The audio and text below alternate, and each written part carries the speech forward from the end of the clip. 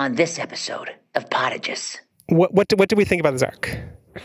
Boo. All right. Ashley has her opinion. Actually, we see them flying around as eggs. I'm like, I guess they died and turned to eggs again. Like, yeah, I think so. It's like, oh, hey, we hatched. Oh, we're dead again. You know, JP, Tommy, and Zoe reached the peak of their character arcs like 20 episodes ago. Did you see how motivated the kids got when Lucemon started threatening their world? It was like, oh, you don't actually care about the digital world. the real casualty of this series is the Digivices. I cry when they turn back into cell phones, especially like flip phones. Those are bad flip phones. I need a password. You can use mine to get on the internet. Podigious.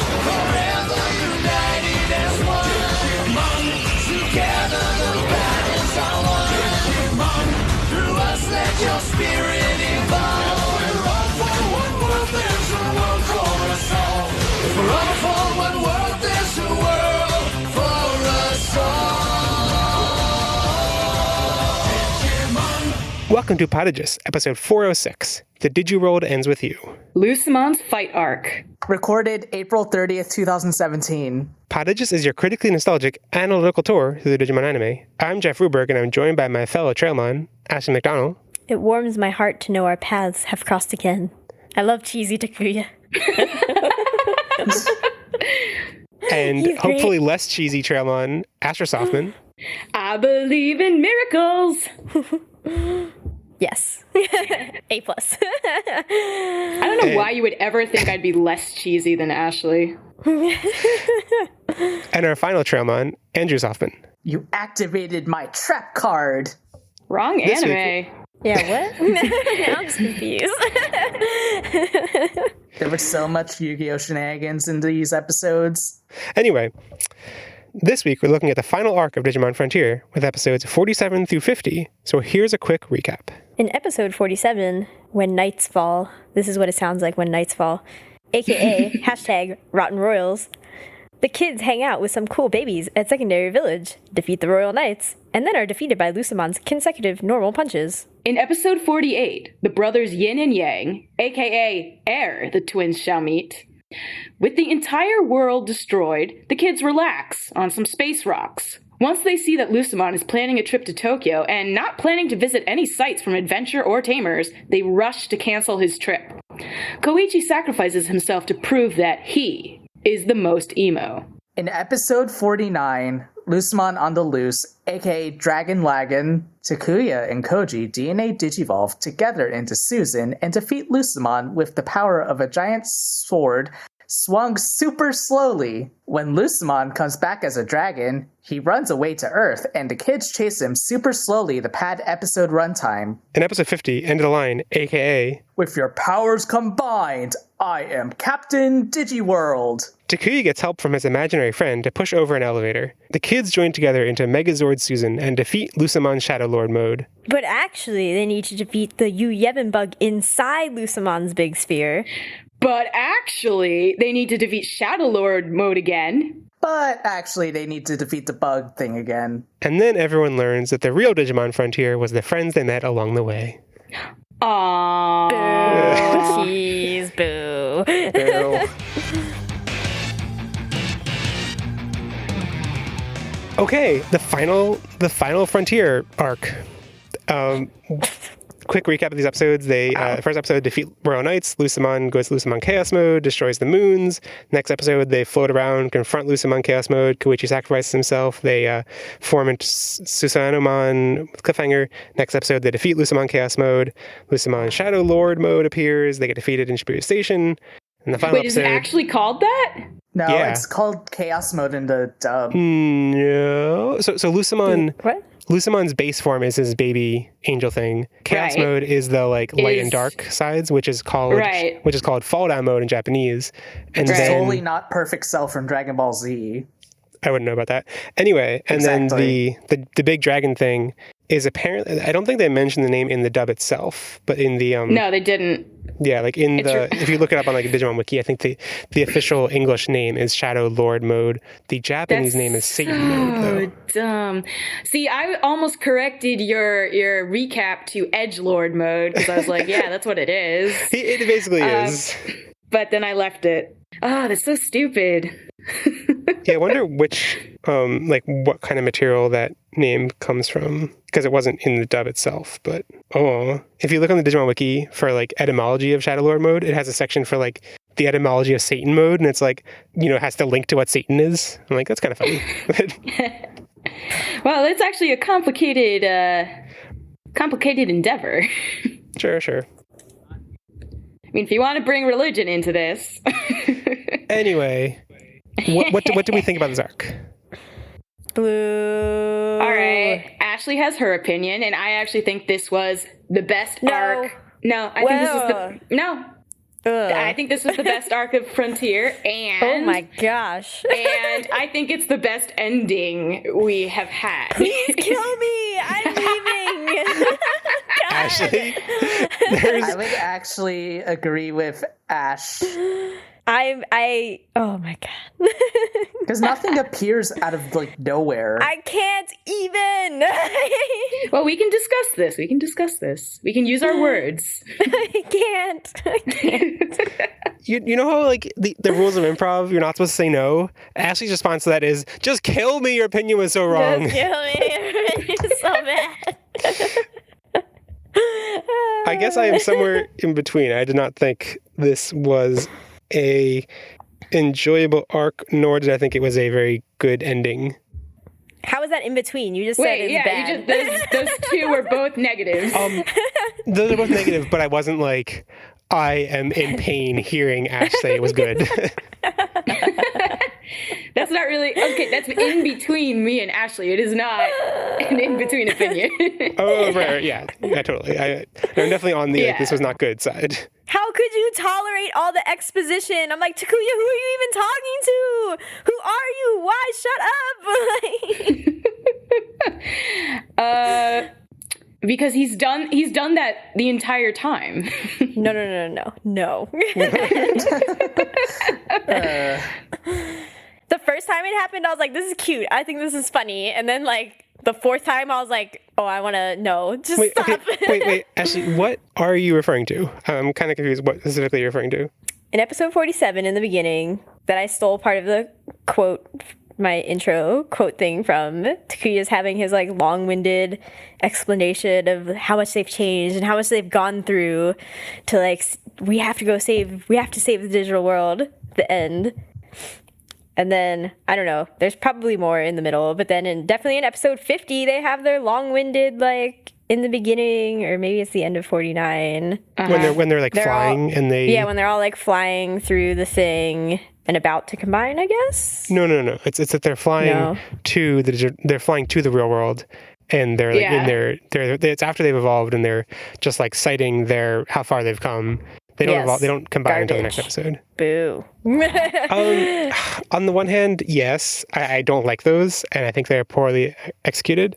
Those moments of like, this is how far we've come, but it's not like it's like there was a similar moment in Tamers that was similarly clumsy. So it's not like it's like, oh, new lows for Digimon. It's just like, yet another. No, I think it was new lows. There was also a lot of recapping. Oh, yes, totally. Of what you had just seen. There was like literally 5 minutes of Digivolution in one of these episodes. Yeah, that was 49. Yeah. I was like, stop! You're padding time with just utter nonsense. I don't need to hear this. There was lots of padding in addition to this. Like there was, even before they started, like, literally just showing things from the like it's most egregious recap when it's like episode 50 recapping episode 49, because it's like, okay, it's one thing that like it has been a week since most viewers have seen this. Like it makes some sense, but like it wasn't in the like a lot of anime has a pre-formatted recap section before it gets into the new material. This was like, they were talking about whether they could go fight Lucemon again. They're like, no, let's flash back to explain why we can't. And it's like, but this just happened. It's much more clumsy when it's in the actual material and not in the not. I mean, Digimon doesn't have that kind of. Oh no, they have the voiceover over it. There is. recap. Yeah, there is. Yeah, they do. So yeah, that's pretty clumsy. Yeah. There's really no justification for that. Sure. No. I agree that like it's still clumsy and awkward, and it has been for the entire 50 episodes. And it was like, yes, bad in particular in these episodes. But I think that the I went into this with really low expectations because I remember thinking that the whole like extending it to the real world thing was stupid when I first watched this. And I haven't watched the ending since the first time I watched it. That was like 15 years ago. Yes, it was. But I still remember that because I was a little older when I watched this. But what I liked about this is that... I'm waiting. Yes, hold on. I'm formulating. It feels like they came from a long way. Like No, but it's No. not justified. No, but it still feels that way. The emotional manipulation works on me. It did not work on me. Yeah, I know. It's because you care too much. It always comes back to that, doesn't it? It always comes back to that. Also, like, I thought the structure of the fight was actually well done, more so than any boss fight we've had in Digimon throughout Digimon. No. Like, what are you going to come back at me with? Okay. No, because at the point where Bokumon was like, oh no, you only scanned all of his good data Okay, that and was none stupid. of his bad data. That was and I was like, stupid. what? That was What stupid. mechanic is this? That was stupid. But... But Okay, I want to defend that because I agree it's stupid, but like so it's stupid that like there's never been before a mechanic where you can purify Yes. only the good part of the data. The whole point of the purifying mechanic is that it purifies the bad data too. Like Right. it's totally BS. But I did at least appreciate that it's like Lucemon Chaos Mode was a visual representation, and not to visually talk about it too, of light and dark. And what he was trying to do was destroy everything for some misguided purpose, for some like I will recreate the Digiworld in a better light.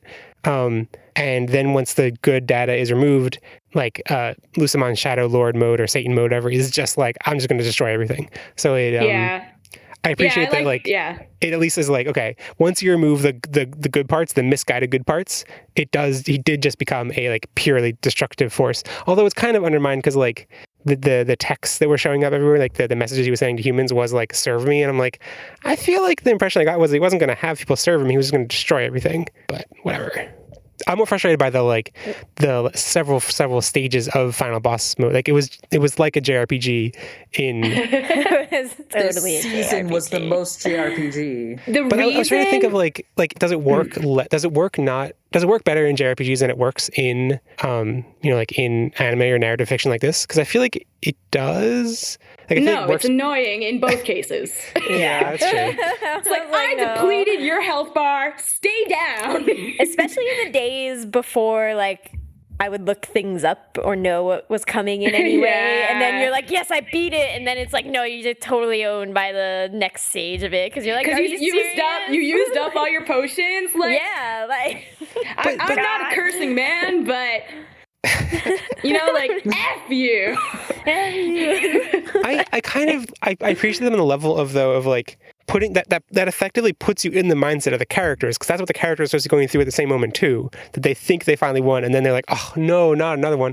I understand how it's annoying because it's like from a gameplay element it is annoying, but I think there's a good use of that annoyingness when you're playing yourself. When you're watching it, it's just like there can be, it's usually not. It's usually annoying. It's also see, narratively I don't like this because in the end it's like in the same way that video games are like, yeah, you get to replay it over and over again without usually that much consequence other than time. It's like they destroy the digital world and then it comes back and they're like, yeah, now it's just better than the one that was before. And it took like 2 seconds. And I'm like, no, that's not how anything works in the real world. Yeah, no, that was annoying. But like, for me, the whole thing this whole time has been, relationships are important, even if they've been handling it super badly. And this arc, I finally was able, with my, relationship lenses, able to see that culminate, and it was very satisfying. And also I found the actual fight animations pretty good, except for Lucemon's consecutive normal punches, because I was like, guys, come on. Guys, come on. I don't know. I still just feel very like what's up with Koichi and Koji's mom still? Like, there's so many things that I'm like, I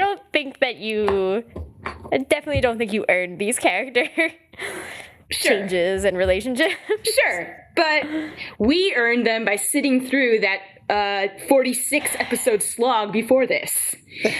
I just know this was not the best arc. That's just not. I don't actually. I'll push back against not feeling it's earned, because I don't feel like there was a massive difference between the Koichi's initial standpoint. I feel like Koichi has just been a pretty chill dude who I wouldn't have found it surprising for him to have sacrificed himself like he does in episode 48 here if he had done that when he was first purified from Duskmon. I don't feel like he's gone through any kind of massive difference, and I feel like Koji did to some I definitely think his going from being angry and alone to admitting that he wants family and wants to connect with his family and his friends and everything. I think that is earned, but I don't think the mechanics of choosing to unite the family and have them meet and stuff. I don't think there was a thing to be unearned there. It was because it's always just a weird situation. It was always just wait, what? You can just go into there's not your families aren't forbidding this. I don't know. I just feel like it's awkward and weird, but it's not so much that it's a big character difference that is unearned. It's more just it's always been sloppy and then they wrapped it up, but it never made sense in the first place. Using Koichi and Koji is a bad example because those two are closer to fine than right. I agree with that. Yeah, but I think my problem was that JP, Tommy, and Zoe reached the peak of their character arcs 20 episodes ago. I feel totally. Once they totally have to give up being Digimon most of the time. Yeah. And I feel there's totally a conflict there that is unexplored, but they're well, they have reached pinnacle happy arc, so they can't go any further. And it's just I just totally disagree with that. And then that's why it annoys me that it keeps getting reiterated, how far we've come. It's yeah, you've been there for 20 episodes. Gosh, darn nearly it. half the show now. Yep. Sure. And I'm just I just can't take this. Another frustration I had was because I, in my mind, always thought of Susanomon as being a combination of all the kids. So that first time when he appears and it's just Takuya and Koji, I was wait, what? No, wait, they're still on the sidelines? I was frustrated then, but then they redeemed it, and I was all right. I forgot they redeemed it. This whole time, this whole 50 episode slog, I thought that it was just going to be Takuya and Koji at the end, and I was oh, you pleasantly surprised me. So we were reverse. We went in with the opposite expectations, and then... Yeah, and as you can see, because I had the lower expectations, I am happier.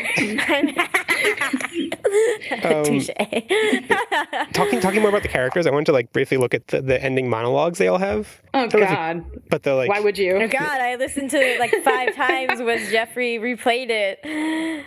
Why? Jeffrey, why would you do that to anybody? My internet cut out there for a second, but I could actually hear Ashley yelling in real life because she's so mad about everything. So mad. And one thing I think is generally frustrating about all of the way it's shown, this this is where we ended up stuff, that the way the final episode handles it, is that we see where all the kids end up, but we don't see the digital world at all. We don't see Bokumon, Neimon, Patamon, and the other two celestial children Digimon. They don't matter. Yeah, they don't matter. They've been as present as the other kids. Also, the digital world for I don't know if anyone's actually made this claim about Frontier, but for all the this is the most fleshed out digital world. It's it's the closest that it comes to the digital world being a character, and it's just nope, no one cares about that. No one cares about all the Digimon we've met, all the different towns and everything. Are they okay? Did they get rebuilt? Did they get respawned? There's not even especially for all the talk of the thing we care most about is saving this world. To not see where it ends up is Okay, I agree, but also, like, are you actually surprised? Did you see how motivated the kids got when Lucemon started threatening their world? It was like, oh, you don't actually care about the digital world. Wow, nice. I'm just saying, it's pretty starkly obvious to me. Yeah, they were just kind of chilling on a rock for a while. Yeah, like, for all their big talk, I really was not feeling any of the, oh, we're actually part Digimon, oh, blah, blah, blah. No, not at all. Never. See, I agree. Their Digimon selves just push them away when the gate closes. But for me, I think that's super funny and also realistic, so whatever. But anyway, so Takouj is excited to see his family and even his little brother. That I feel like was earned. We'd seen him like realize how much he misses his family, although like Ashley says it was like 20 plus episodes ago, and nothing like that has really happened recently. Yep. The ones I found the most frustrating were Zoe and JP because they were, first of all, identical. And right. I mean, what I wrote down is Zoe asserts that she's going to have lots of friends now that she knows what real friends look like. And then JP, wait, I even recorded it because I think it's going to be useful sound clip. Hey, quit copying me! Is how he leads into his, which is a great character trait. But he also asserts that he's going to have friends because they showed him the importance of caring for others. I feel like JP's reasoning is actually much better. You know, like he learned the like, core thing that gives you that, like ultimately the core value that ends up giving you friends. Whereas Zoe's just like, I know what real friends look like now, so I'm going to totally have them. It's like, okay, if you say so. I mean, it's not like, I don't know, their lines are frustrating, but we do see like visual representation of where they end up. So it's like, okay, I guess this worked for you. I guess you're telling the truth. I guess it did happen. I guess you did make friends. But I don't know. The more I thought about these, it kind of the way that they have this standpoint after having like, sure, it's been 20 plus episodes since they had their character development, but the way they come off in this experience being like, I'm gonna totally have friends now. At first, it rubbed me the wrong way, and it seemed totally not how friendship works at all. But it also isn't? I mean, but it kind of reminded me of how I've actually felt like, I mean, not recently, but when I was a kid, I would go on like field trips for school and would end up being like in a tight knit group for a week or whatever. I mean, like long-term field trips. And I guess not field trips so much, but like Ashley and I did a thing in 6th grade where we were overnight for like a weekend, right? Was it a weekend? I think so. It was at least a few days. Yeah, at least a few days. And I also in like 10th grade did a week-long trip to Israel, my synagogue. And I guess those are the two things that come to mind. But at the end of both of those, I would come away feeling like, I have friends. It's great. Like my life's going to be totally different now. And I feel like all of these little monologues read as like resolutions they have for coming home. Like, I've come home, I've changed, and here's how I'm going to be different now. Yeah. And I feel like it kind of makes sense for those friendship-related ones to not really fit. Because you just like, you're coming off from a high of being like, oh my God, friendship's great. I'm going to totally have so many friends.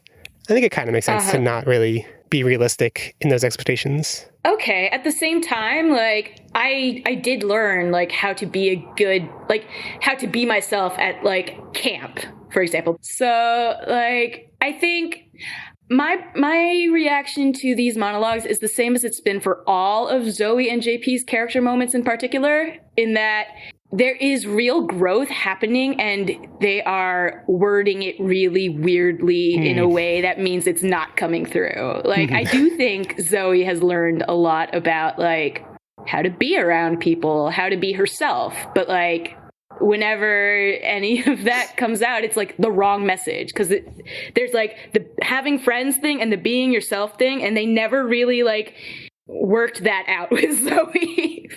It's true. I think that's what bothers me is that, like, Zoe's like, I'll just be myself and then, like, I'll have friends. And I'm like, that's not really how it works, though. Like, right, like, it's like media has, like traditional media values are, like, having friends is good, being yourself is good. Therefore, if you do both of them, you'll get the other. And it's like, that's right. Not, like, you shouldn't not be yourself, but, like, there are ways you can make an effort to get friends that, like, still don't work. Ultimately Exactly. informs what you consider yourself to be.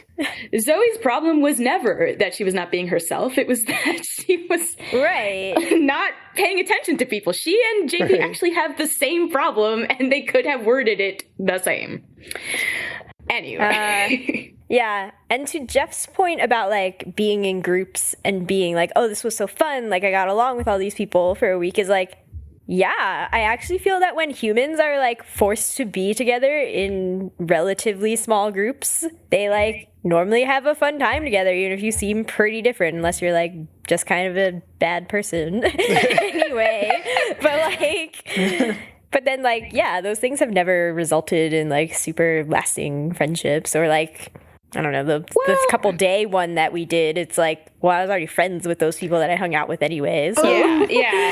Okay, but I mean, that couple day one that we're talking about, that like overnight camp thing that I actually did in 6th grade, it actually did have a pretty big impact. I never thought of this connection to Digimon Frontier at all, but like, it actually did have a pretty direct effect on me and a really positive one. Like, I went into that camp being really obsessed with the Digimon forum thing. And like so obsessed that I lost all my friends, like the couple friends that I hung out with outside of school, because I would just be playing online this forum thing. And I had, like online friends in this forum, but never was actually like, close to any of them. They were just like people that you like had in my AIM buddy list, but didn't actually talk to that often or whatever. And then going to this camping trip thing we went on, like I started playing cards with people at camp and stuff. And then I realized like, wait, playing with people in real life and like interacting with them directly is really fun. I should try and do this more. And like from that point on, I was much less invested in the Digimon RPG forum thing, to the point where I would choose to hang out with real people over that. And it took a while to get there. Good like job, I still Jeff. spent like I mean, but it wasn't an immediate, I didn't come back from that and be like, I have so many friends now. It was it changed my values to the point where then it took me like half a year. And then I met someone who played Yu-Gi-Oh! And then we started bonding like the next school year. And then after a couple months of that, like, so like, it's not like an instant thing, but I do kind of find like changing your values very absolutely. realistic. I would say that these kids, they've been there for a while. I would compare this more to camp than to a short vacation. And yeah, like the instant, oh, I'm going to have so many friends thing is, bad writing shorthand for the fact that their values have changed. They have grown as people. And also, I think Zoe's gonna be better off being friends with them. I don't know. Like, say, like, okay, I spent 4 years at college being friends with Ashley, and even though we're apart now, like, we're still really good friends, actually. Woo. So there is actually like a ton of anecdotal evidence, and I would suggest probably actual studies done that, particularly as a kid, as a young person, going away from your usual context and having a new opportunity to be yourself, to be with other people, to make a fresh start and be like free in a way, does a lot. I've heard that most people become who they are at camp, at college. These are transformative. No, I'm serious. These are transformative experiences for a lot of people. So the whole thing makes sense to me. Mm-hmm. I guess, but I mean, but the monologues are still stupid.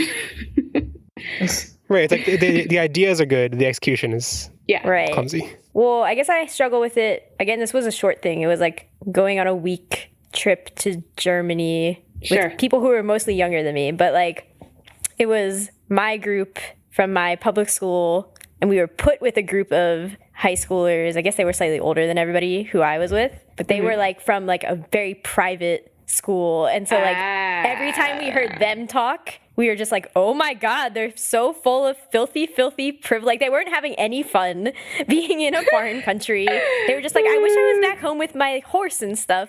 And like, we were just like, what? We were like, oh my God, the police cars are green. Like, that's so cool. And we were just like mind blown about like the stupidest things. And like, oh, this that was in sounds Germany? terrible.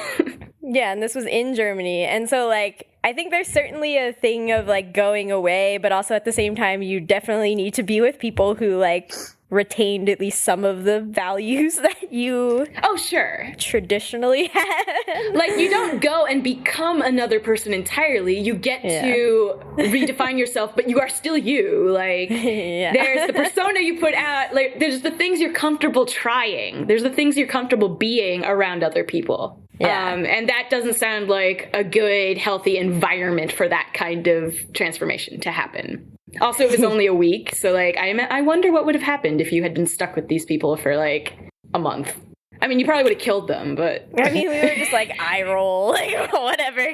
Yeah, I mean, it sounds like those people weren't in a good place to have, like, benefited much from the experience. And, But I think, like Ash was saying, in a longer camp-like experience, I didn't really have too much experience with camps. Like, the day camp I went to was not, I don't think that divided, like, class or whatever. I think it was all probably public school people, whatever. And the only went away overnight camp one summer. But I think like over a month or 2 months, you would bond with those people. Like those people that like on the trip, you're like, I would never bond with them. I think the longer, the more you're isolated with them, the more you would be like, no, I understand them. Like I get along with them to some degree. When they talk about how much they miss their horse, I roll my eyes. But otherwise... I think that's basically what happened at Brown. I was like, oh, these people are different. Okay. But being Steven Spielberg's daughter is just so hard for me. I mean, look, Ashley and I are friends. Like, who is more like 1% than me? I mean, yes, when we lived next to Steven Spielberg, Steven, whatever his name is, Spielberg's daughter. It was her and her roommate that like blasted like Party in the USA by Miley Cyrus at like 4 a.m. one day, and I was like, I hate you people. Steven Spielberg, if you're listening, we don't mean to slander your daughter. If you want to make a Digimon live action movie, please still do it. I was trying to sleep. Steven Spielberg, please license Appmon. Yeah. Yeah, I lost the thread. I also wrote down what Koji and Koichi said. We kind of talked about them before, and it's just like Koji's his character change. I think makes sense. He resolves to not be alone and angry anymore. I think it makes sense. Koichi resolves to make his mom happy and reunite their family, which is, like I said before, not a change. He wanted to make his mom happy before. I thought that was actually a little bit scary because I don't think Koji's family would like to be reunited with like, Koichi's side. There's some like taking the kids' like wishes outside the equation. There's some reason why they split apart so much that they won't even tell Koji that he had a mother anymore. Yeah, exactly. What? Oh, I mean, goodness. I guess the scene we saw of that, like the visual imagery we saw of it, was Koji meeting his mom again. It wasn't like all the family hanging out together, being cool.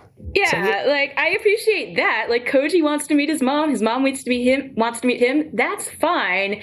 Don't try to don't do the thing, Koichi. Don't do the thing. Yeah. Don't make it weird. But this isn't a dub change, right? Like, no, I don't the think original. so. Yeah. Goodness. Goodness. Yeah. I'm not sure. Like, I haven't looked at line by line comparisons. The blog that I was using that compared like in detail the dub and sub differences. I think they got to about episode 30 something or high 20s or something before they fell off like a couple years ago. So don't have those comparisons anymore. But no one ever gets to the end of Frontier. We're not going to release this episode ever. We made it. We're not releasing it. Oh, we're not. Well, it's true. You're stuck on episode 4. We're releasing it in like 2020. Cool. Yeah, and Tommy's he just asserts he's not going to cry anymore, which I mean, whatever. I guess the core of the idea there is that he has grown up. I think it's a decent metaphor for growing up. He came from this experience older and more mature. Now he's the maturity of a 9-year-old. Hooray! Yay! But one last thing I wrote down about these episodes. So I just wanted to read the Hulu description for episode 49. I don't think it's just Hulu. It's probably on other streaming platforms too. So this is episode 49. This is the one where Susanomon, they show right at the cliffhanger of the last episode. So it starts on Susanomon. And I guess they defeat Chaos Mode and then Shadow Lord Mode appears or whatever. Anyway, the summary is Koji is clutching his stomach from the new spirits, and Takuya is raging after Lucemon. Susanomon emerges, and the final battle between good and evil soon begins. Like, what? Koji is clutching his stomach? What? He's clutching his chest, but like... But that's like... That's a really dumb summary. Yes, thank you for describing the first moments of the episode to us. It's very alluring. And then episode 50 is all the kids are down in the train station after getting pummeled by Lucemon. And it's like, okay, Who okay, wrote Hulu. these? I don't know. I bet it is someone who just like had to watch the first couple of minutes, like the first minute, and then okay, summarize the first minute, and then. Oh my god, yeah, probably. that's probably true. That's probably it. Also, I have to give a shout out to the real star of this entire season, which is the Hulu closed captions for all of these episodes, because they are so hilarious. They weren't as hilarious this time as the time, there was one time when they were just really, really funny. I don't remember what it was. What does it do? Oh, it's just wrong all the time. There was one. Only thing I noticed this time was when they're like, I think it's when like Lucemon is in Shadow Lord mode and says something super evil, but like the closed caption just kind of gave up and just like says inaudible for part of the sentence. Oh, it said inaudible for name on at one point too, and like I was listening. I was like, I could hear that, guys. Yeah. Like, that wasn't supposed to be inaudible. Yeah, you're not trying. Oh, We boy. love you, Hulu. Thank you for gifting us this season in streaming mode. Yeah. But it's on Crunchyroll too. I don't think Crunchyroll you can care watch about that. with closed captions though, right? No, Yeah, I think. because Crunchyroll doesn't do that. Crunchyroll is failure.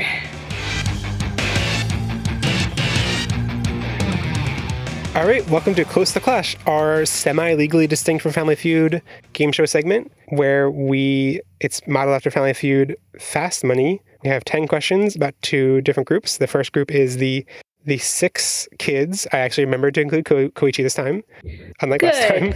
Aww. And the second group is the angelic celestial Digimon. So Cherubimon, Seraphimon, Ophanimon, and Lucemon.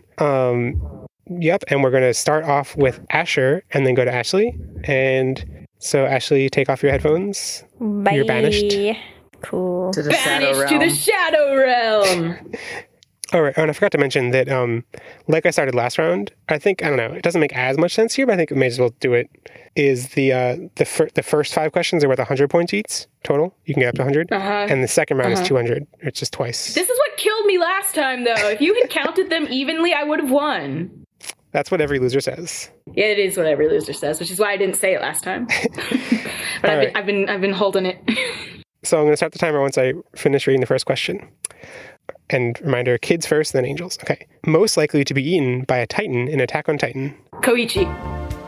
Most frustrated with the lack of a Tri-Chapter 5 release date.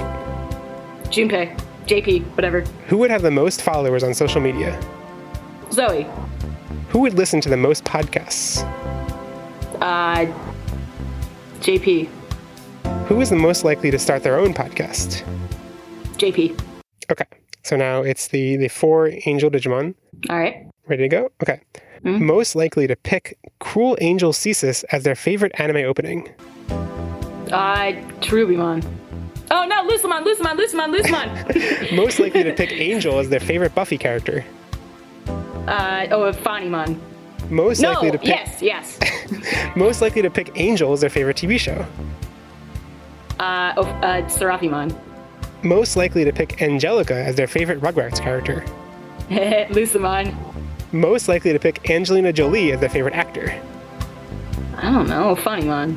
Okay. You have 8 seconds left. I vote for myself. All right. Asher got all 1,500 points. Answered everything correctly. 100%. Sure you did. All right. I bet. You ready, Ashley? Asher also had 8 seconds left over. I feel like we should add that to the points. What an somehow. overachiever. Like maybe No. 5 times the time left. That's not a thing in Family Feud. We're Okay. not playing Family Feud. This is totally legally distinct from Family Feud, Ashley. I don't know what you're talking about. Okay, fine. We won't do it. Okay. And again, we're starting with the kids, the 6 main character kids. Most likely to be eaten by a Titan in Attack on Titan.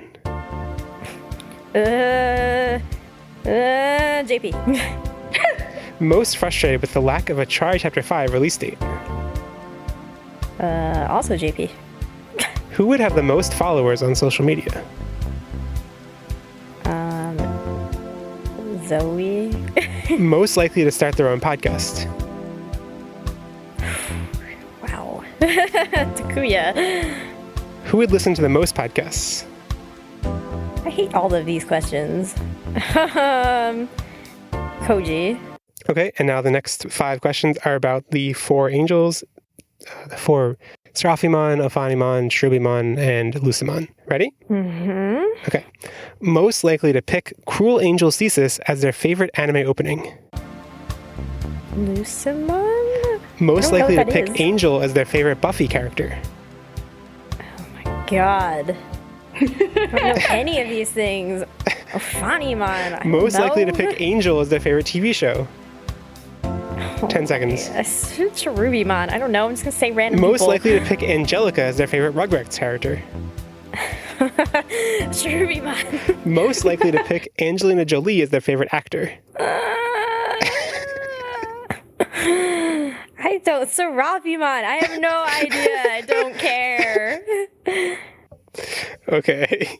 So the first question, most likely to be eaten by a Titan in Attack on Titan, Ashley said Koichi for 10 points. Asher. Yeah, I guess I that do was think me. Ashley's always What? first. Huh. Yeah. Okay. Asher said Koichi for 10 points, and Ashley said JP for 33. And Sweet. the number 1 pick was Tommy. No. Boo. I mean, he's the smallest. He wouldn't be in the army yet. He's 8. He wouldn't be anywhere near the wall. I picked JP because he's plump and they want to eat him. I'm a terrible person. But also, Ash, people, they have villages along the wall to lure the Titans to those places. So, Okay, fine. But that doesn't mean Tommy has to be in one of those villages. Whatever. I got more points than Asher. Okay. The point is that's terrible. But it's accurate. Okay, most frustrated with the lack of a Tri-Chapter 5 release date, you both said JP for 24 points, and the number 1 pick was Takuya, actually. What? Huh. What? What? Why would he care? I guess he's the most, excitable. Since when does he watch anime? Yeah, he's not an anime nerd. He's not. I mean, but Tai and Taichi reads manga. I mean, Is Takuya Tai? maybe. No. I mean, JP was number 2, but number 1 was Takuya. All right. And who would have the most followers on social media? You both took Zoe for 47 points, probably number 1. Yeah, it's number 1. Number 2 was Koji. Really? I can't imagine Koji on social media. Fantastic. I think he could be like a moody. Yeah, he'd have an emo blog of some sort. Yeah.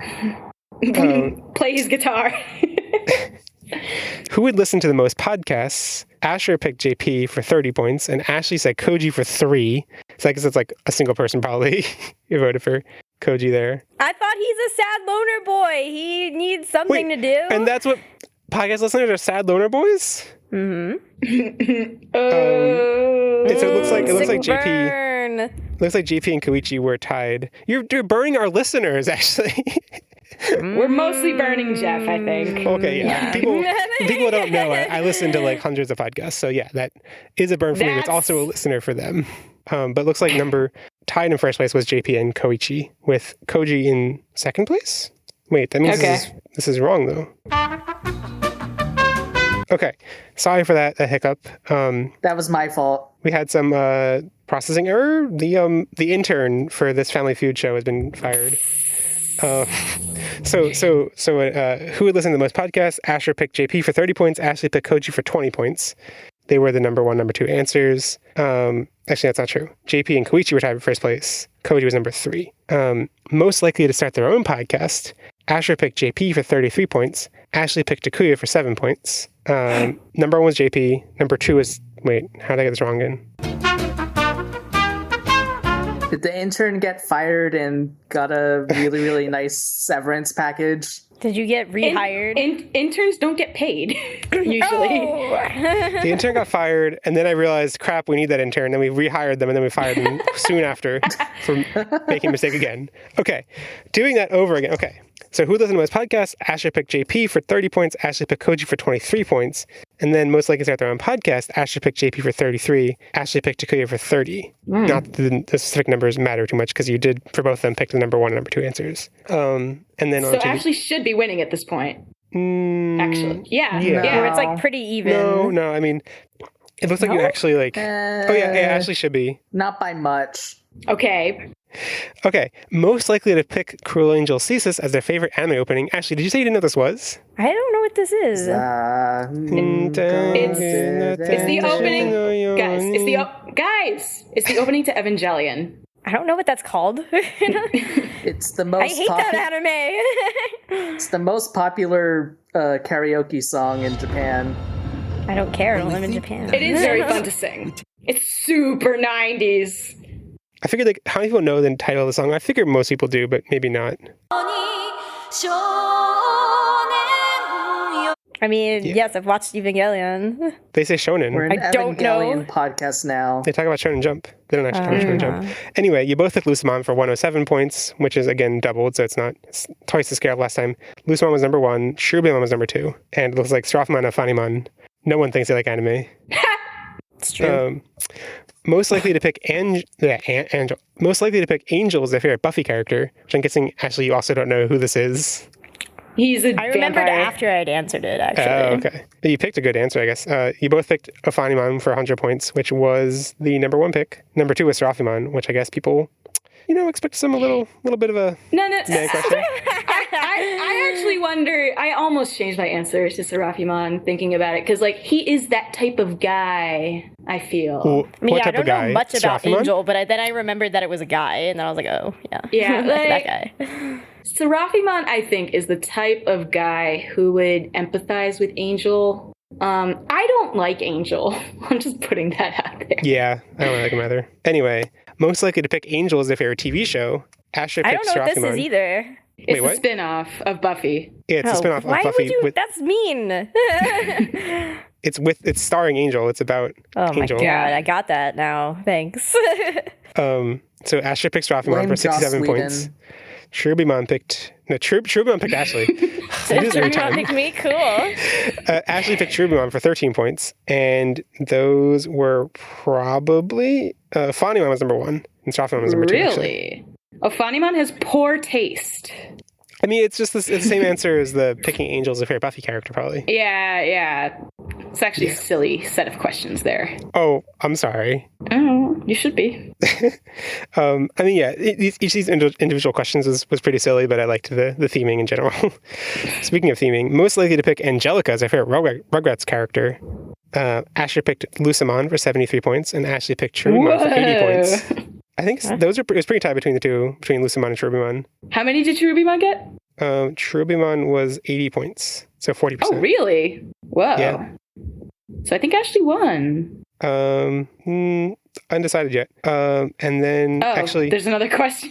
yeah, there's one more question. There's one more question. As of this question, without that question tallied in yet, Asher has won. So this last question, most likely to pick Angelina Jolie as their favorite actor. Asher picked Afanimon for 55 points. Ashley picked Seraphimon for 76 points. Whoa. But Asher still won. Oh, really? Yeah. Yeah. That seems weird. Bullshit. Let me double check You the. won by 13 whole points. That was Yeah. very close. Okay, well, 546 to I'm okay 533. with close games. All right.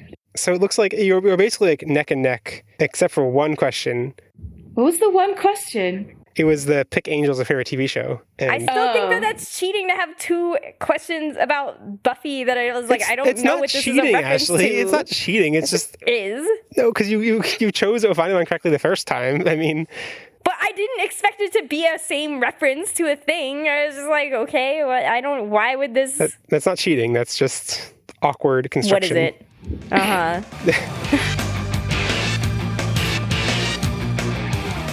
Yeah, so we've been talking a lot about how following the kids' journey has seemed like sort of a white savior narrative if you see the kids as white people and the Digimon as not white people, which I think is a problematic construction in and of itself.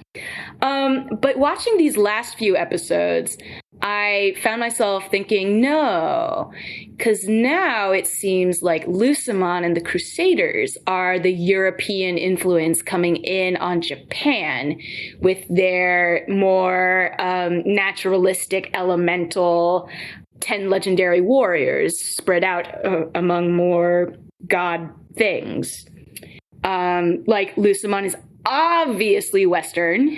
Like, it's ridiculous how Western he is.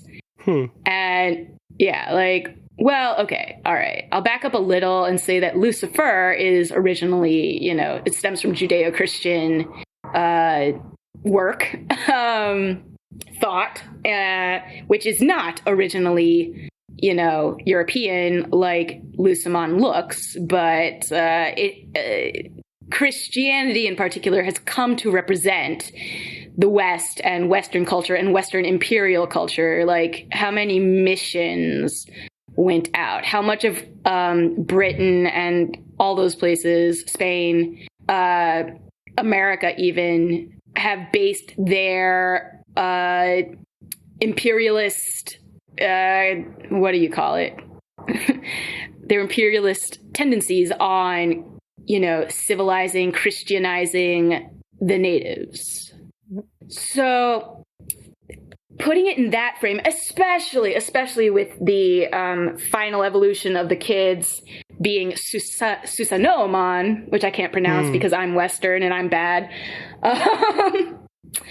makes the whole narrative really complex, actually, or a complex rendering, a complex analogy to Japan's own imperialist and then subsequently curtailed past and current state, or current state as of frontier anyway. Japan is not innocent of going out and conquering other countries. Like, they did that too. Just saying. There's still lots of tension with Korea. Lots of tension with Korea, Manchuria, the Philippines too, actually. Yes. Which nobody thinks about because nobody cares about the Philippines except Filipino people. But just putting it out there, yeah, because America captured it next. Yeah. Yeah. So, like, seeing the kids as that sort of imperialist part of that imperialist narrative, you still get the awkward, we're coming in and fixing everything for the Digimon thing. Well, wait, so isn't, in that analogy, aren't the like evil forces imperialistic and the kids are more the natural Japanese way? No, because I'm seeing this as empire versus empire. Okay. I do think the kids represent Japan, especially in this last bit where Earth is equated with Japan. Shinjuku and Shibuya are the only images we see. Yeah. And also, it's throughout. I mean, the kids' spirits are, it's the Japanese symbol, the Japanese kanji. The Japanese kanji, like there's any other kind of kanji. It's the kanji. But also, kanji are borrowed from China, and also... Sure. Also, yes. the elements are not the traditional Japanese elements. Like, they have some traditional Chinese elements mixed in, like steel, wood. Yes. And one other. Light. Is light a traditional Japanese element? I don't know. It's a little confusing. I think like light and dark are Western, the traditional. Yes, and it's both, because light and dark are represented obviously in any dichotomous, I guess, right. Any like religious thing at all. Right. It's the forces of light versus the forces of evil, which is always dark, which you'll get to. But also there's yin and yang in China, and Japan had a ton of Chinese influence, like many other countries in that area, and abroad now. And so, like, the way I saw it playing out.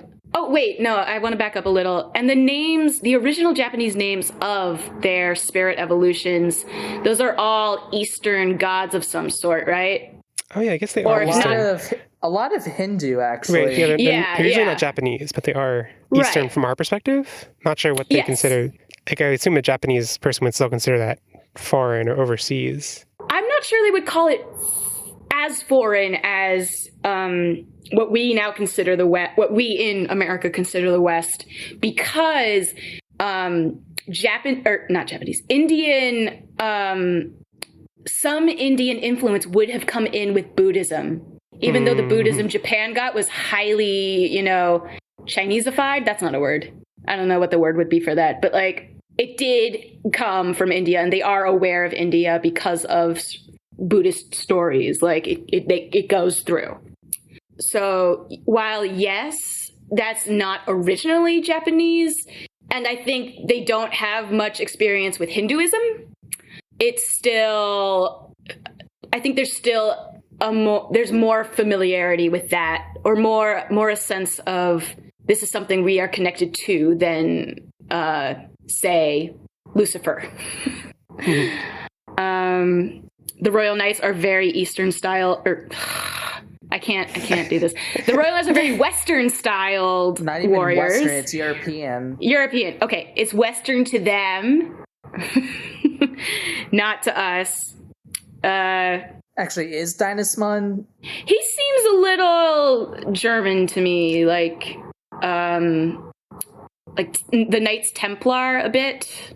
I don't know much about that, to be honest. I mean, the Royal Knights are definitely, as a whole, like group concept modeled after Knights of the Round, but yeah. But it's weird because in this example we only get two instances of them, so it's like doesn't really matter what the inspiration is for the group if their representation differs. Yeah, I'm not really sure primarily influences of Dynasmon. Yeah, I don't know either. Because when I hear Dynast, I think of dynasty, and that's Chinese, I guess. No, dynasty is a word that refers to any. I know, but I really do think you associate it with Chinese dynasties, but right. I'm not sure. I don't know if that's common outside of the English-speaking world. If we're going for what they would have intended from the important thing is what the Japanese perspective would view that as, and it looks like when you search for that word, the way it's spelled, like Dinasu, I mostly get Maple Story and Digimon, so I'm not sure. All right. Actually, when you think about it, Dynasmon's kind of a Western-styled dragon. Yeah, wyverns are Western. Yeah. I mean, if that's even his attack name in Japanese. So the character profile says it says it has a strong sense of chivalry and bushido, with a character that honors devotion, fidelity, and courtesy, blah, blah, blah. So it seems like it's kind of intending to go for a mix of, like a Western chivalry and a, samurai chivalry. That leads me to my next point, though, is that this reminded me of Rurouni Kenshin quite a bit, like the Meiji Restoration, where side note, it is totally Breath of Wyvern in Japanese. Oh, really? Yeah. All right. The Meiji era, which would have been right after Perry opened up Japan. Exactly. And the reaction to the West, the reaction both against and for Westernization, industrialization, but mostly Westernization. Lucemon is coming in and reforming this world in the way he wants it. To me, that just smacks of anti-Western, bullheaded, coming in, changing everything. It just, I don't know how not to read it that way when Lucemon is so European. Especially with that hair. Especially with that hair. And those eyes. Blue eyes. Very creepy. So, But on the other hand, aren't the like the Cherubimon, Ophanimon, Seraphimon are all also Western? Yes, they are. And I haven't accounted for that. Really, I thought about it briefly. No, I thought about it briefly. They are overseers. Their conflict pulled the digital world into ruin, really. I still don't see that necessarily as a positive. Yeah, no, I'm kind of seeing it more because like the ones that took down Lucemon initially were the legendary warriors. Were the 10 legendary warriors. Right, if we're seeing those as being like the in-group people or the more Japanese or Eastern, and they kind of like then passed power on to these Western overseers, which... That's a little... Yeah, it reminds me a little bit of the occupation after World War II. And there's... I actually don't know how much of like what the current mood in Japan is of like what the influence of that was in the end. If that was generally a good influence or bad influence. I assume, given how much love of American culture there is in Japan, that most people view it in Japan as a positive thing. I don't would know. hesitate. Well, Yeah. Current feelings about it are that they want our military to get the heck out of their native island, like out of Okinawa and stuff. Right. I've heard some revisionism where Japan was actually good and America was bad. Yikes. Yeah, but also there's Well, I there think- are valid reasons why they There are want super valid Americans reasons, and to two of leave, them though. are, yeah, like, I don't think I do not think you are correct, Jeff, basically. I'm not saying that like everyone views it as like a super positive thing, but I think like generally they don't like look upon. They're not like, oh, we hate America because of blank. They, but also like I mean, No, definitely mood has but- changed in the past, like since Frontier came out too, which is another Sure, thing to keep in mind. Sure. Yeah. Yeah, but also I think- I don't think they hate Americans, but I do think they don't want us there, which is like they don't want Lucemon there. Yeah, and my understanding is that, Japan has not been, they have also been caught up in the nativism that has happened in many countries. And they're like, very much like, oh, we should get our own military back. Like, we don't need America to be protecting us anymore. Like, Well, we're they kind of cool need and it stuff. now, but whatever. Well, I think it's gotten more complicated since now, yes, North Korea is being much more aggressive. Yeah, but- like when I think about it abstractly, the limitation put on Japan not being able to have their own military feels super wrong. Yeah, Like, a little bit. It's like They do have a military. They're just not allowed to do campaigns outside of Japan. right, so it's like a self-defense force.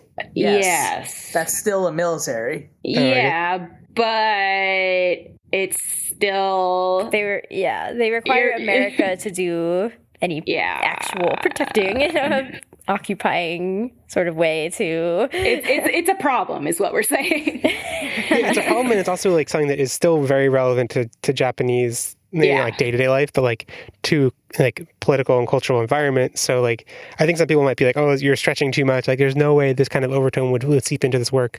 But I think it's totally possible, even if it wasn't entirely intentional, even if there's some like flaws in the like, like if things don't line up perfectly, I still think it's like totally natural for overtones like this to seep into works where they don't intend it.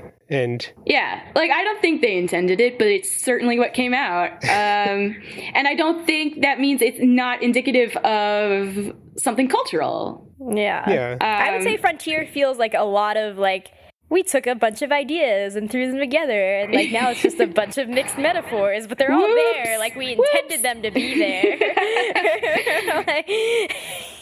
I was gonna say, like, I don't think it's hard for us to infer intent like that, especially without knowing, seeing interviews or things with the creator, especially the main scenario writers. I'm not but saying like, it was intentional. No. The thing Ashley said that. Ashley said like, I'm pretty sure all this stuff was intentional, but they mixed it all up. I think it's just like probably they threw all these different elements together into a mixing pot, and the way in which they ended up, like the way in which in choosing all these different ideas comes out, I think shows a preference to certain ideas, which could reflect the general mood and the general feeling. No, I'm not saying that the intent of how you read it is intentional. I'm saying they were like, we want it to be Western. We want it to be the American frontier. Like they intentionally chose that That's level interesting. That's interesting. Yeah. Stuff happened, but then like what it says about them is not necessarily what they intended. Like they just like used it in a story because they thought it was cool or whatever. Like Yeah. And then like, all right, last thing on this is that if Lucemon is is embodying this Western imperialist force, the fact that he turns out in the end to be a baby controlling something very large and scary and destructive, I think that's really, really deep and telling about the nature of imperialism, nationalism, what it is to have power. And I think that's something we could all stand to think about and challenge in our lives, wherever our lives may be. And it happened to be very prescient to certain things. History. How many things are they had a line about history repeating itself, and it didn't make sense in context, but I think it is something we should take to heart.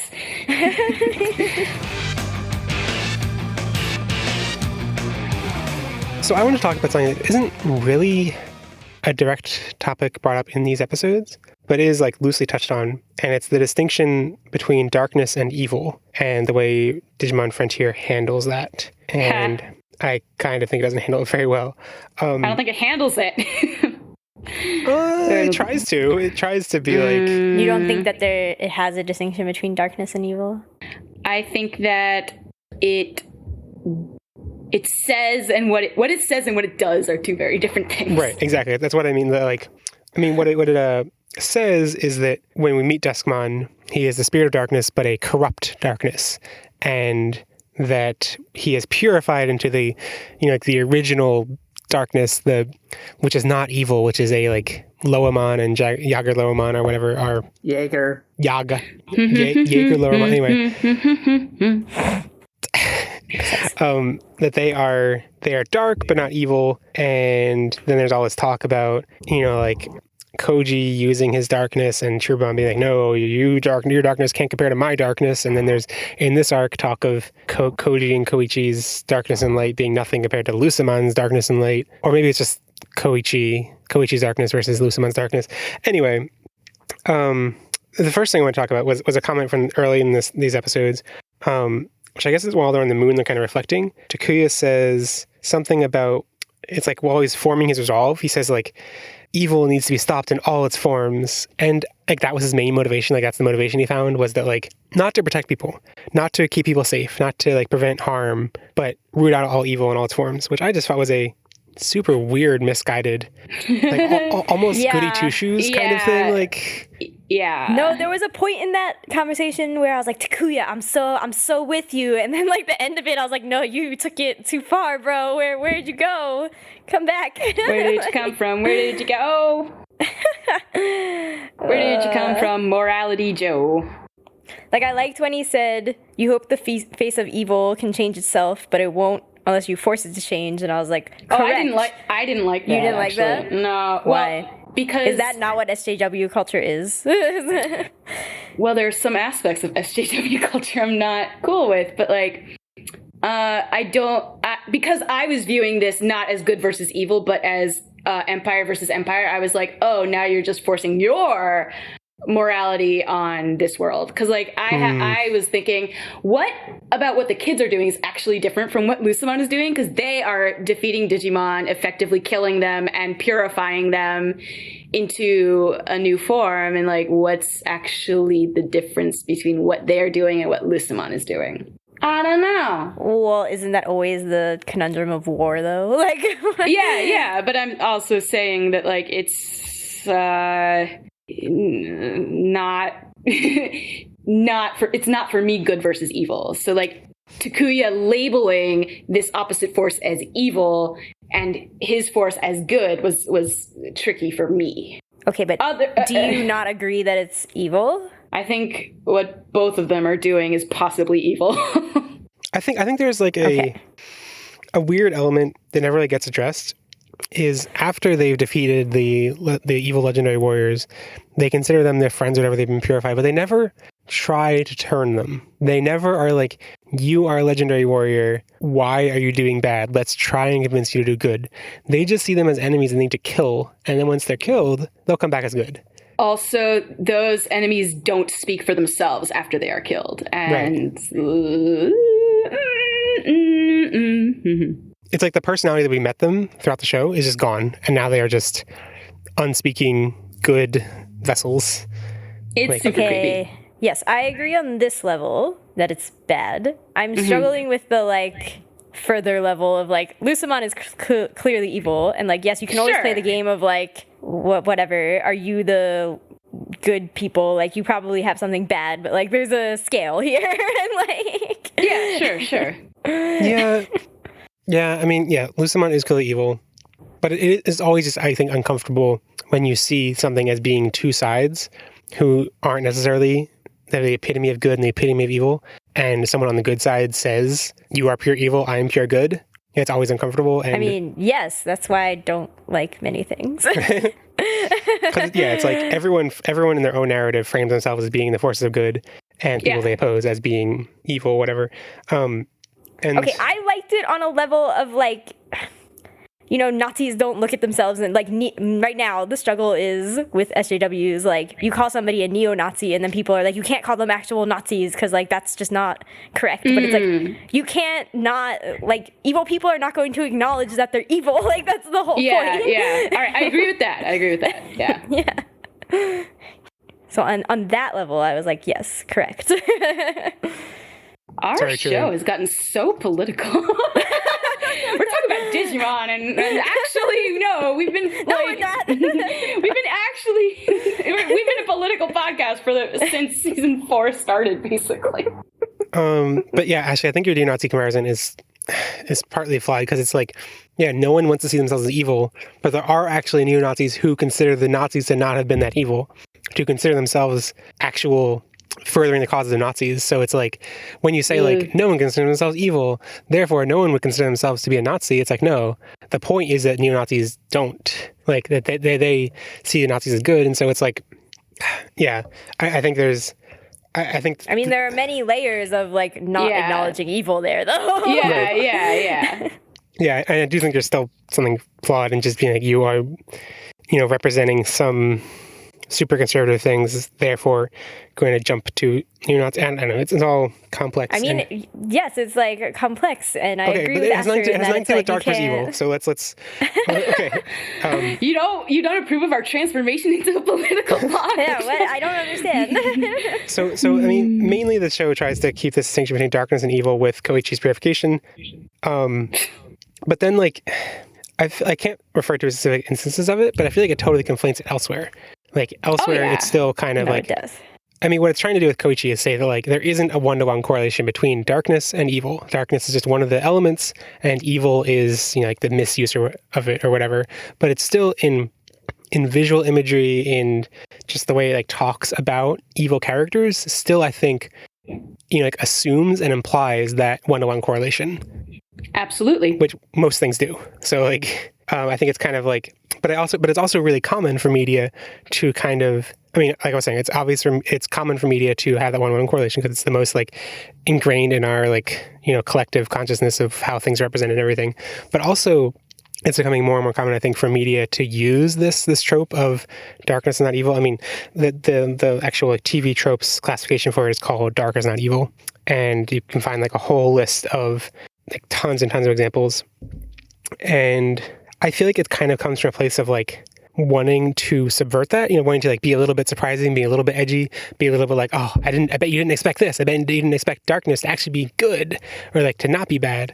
But then it doesn't actually carry through the implications of that. So it still uses all the imagery that, like, and still kind of, like, uses the implications that assume that darkness is evil, but doesn't.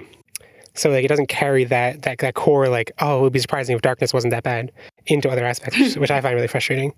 Absolutely. Yeah, like, what I think is, like, I think the kernel of an idea there that is worth exploring and is interesting is that, like, kind of that darkness is more about the methodology and the kind of, like, being willing to do things that are kind of outside the bounds of morally good, but it's still doing them for the good of people. It's like, I mean, it's basically the ends justifying the means mentality. And I mean, some obvious examples of that are, like, Batman, does things that are, like, dark, but, like, still doing it for the good of people. Still doesn't kill people, but still, like, dons the skin of darkness. But that's kind of what I mean, I guess I'm not an expert on Batman, so I'm not going to, like, claim to be, but from what I understand, various different incarnations of Batman have different degrees of this. Like, it seemed like some incarnations of Batman are basically just using darkness as a skin. Like, he is a bat and everything, but, like, everything he does is super, like, I'm not going to kill anyone. I'm going to be nice to people. And, like, I'll beat up bad guys, but I won't, like, torture them or anything. And other instances of Batman are more like, he'll be, like, super ruthless to criminals and, like, he won't kill them because, like, that's a thing he doesn't do, whatever, and he won't use a gun. Right. But he'll do, like, everything up to that point or whatever. Pretty much every Batman except the newest one in the Snyder movie. Is the second one? Is the first one. It's the first one. Okay. This Batman actually does kill. Yeah, that's not cool. there's a lot of, you shouldn't get into comics. Don't bring comics into the debate. It's gonna be scary. But yeah, I think it's kind of what I find kind of frustrating about the way Digimon handles darkness here is more like its skin. It's just like, what about Koichi is darkness aside from, like, a color scheme and a theme to his design. It's not like it doesn't inform his methodology. I mean, this is true of all the other elements. Like the elements aren't things that really inform their personalities too much. To some degree, kind of. There's a correlation there. Like Takouj is hot-blooded. Tommy isn't cold. You could argue that Zoe is a little bit like windy if you're kind of being sexist about it, but and not windy, airy. Airy, yeah, whatever. But yeah, I think Koichi windy is a card captor thing. Wow. Cloud card.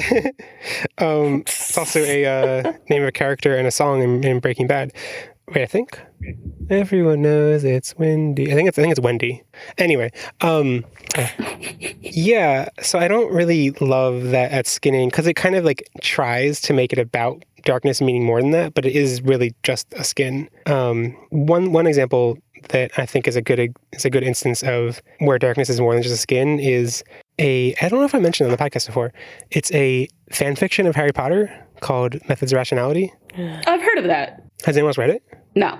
So it's basically, I didn't finish reading it. I think it is completed. I'm not sure. I read a bunch of it that had been out at the time, like probably 5 years ago now. It was while I was still in college.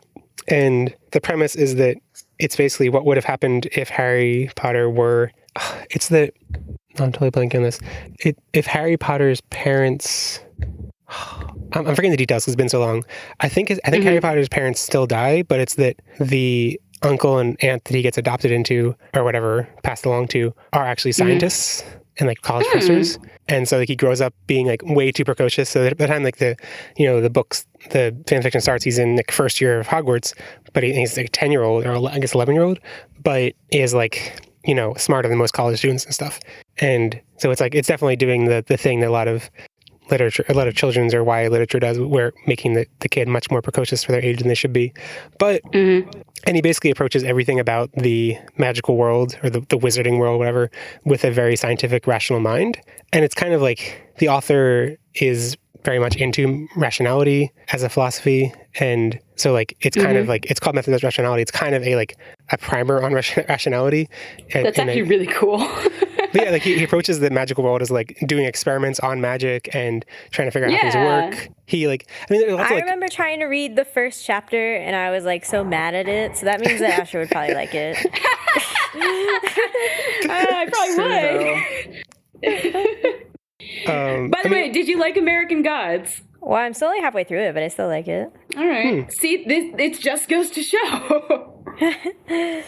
I mean, it's a little slow now, and I'm kind of like, can we? What are we doing here? Like, let's move along. But yeah, it explores interesting concepts, and like in a lot of ways, it feels like someone's like maybe one of their goals in writing fan fiction was to like close up logical holes that they saw in the original the magic world, and like for example, Harry gets the time turner to solve like the kid has Harry in the story needs to sleep for like he's on a 25-hour time schedule or something. So like he like always needs to be like changing where he sleeps by an hour every day, and it really interferes with his classes and stuff. So instead he uses the time turner to add an hour every day. But like you don't expect in Harry Potter book 1 for him to have the time turner, but I'm pretty sure he like explores like the limitations of its power, the things he can and can't do with it in the ways that the book was just like, I don't know, Hermione is super magic now when it's relevant. Anyway, the main thing I want to talk about was the way that fanfiction treats Slytherins was, I feel like, so much better done in the book, where the book is like, they're not evil, wink, wink, everyone is evil from there. But like, not always, but all the evil people do come from there. And the way the fanfiction treats Slytherins is that they're very ruthless and cruel and manipulative, but not in a way not towards an evil goal, just to like, they have a strong drive to get what they want. So they're just jerks? Kind of. But they're represented as being very smart jerks.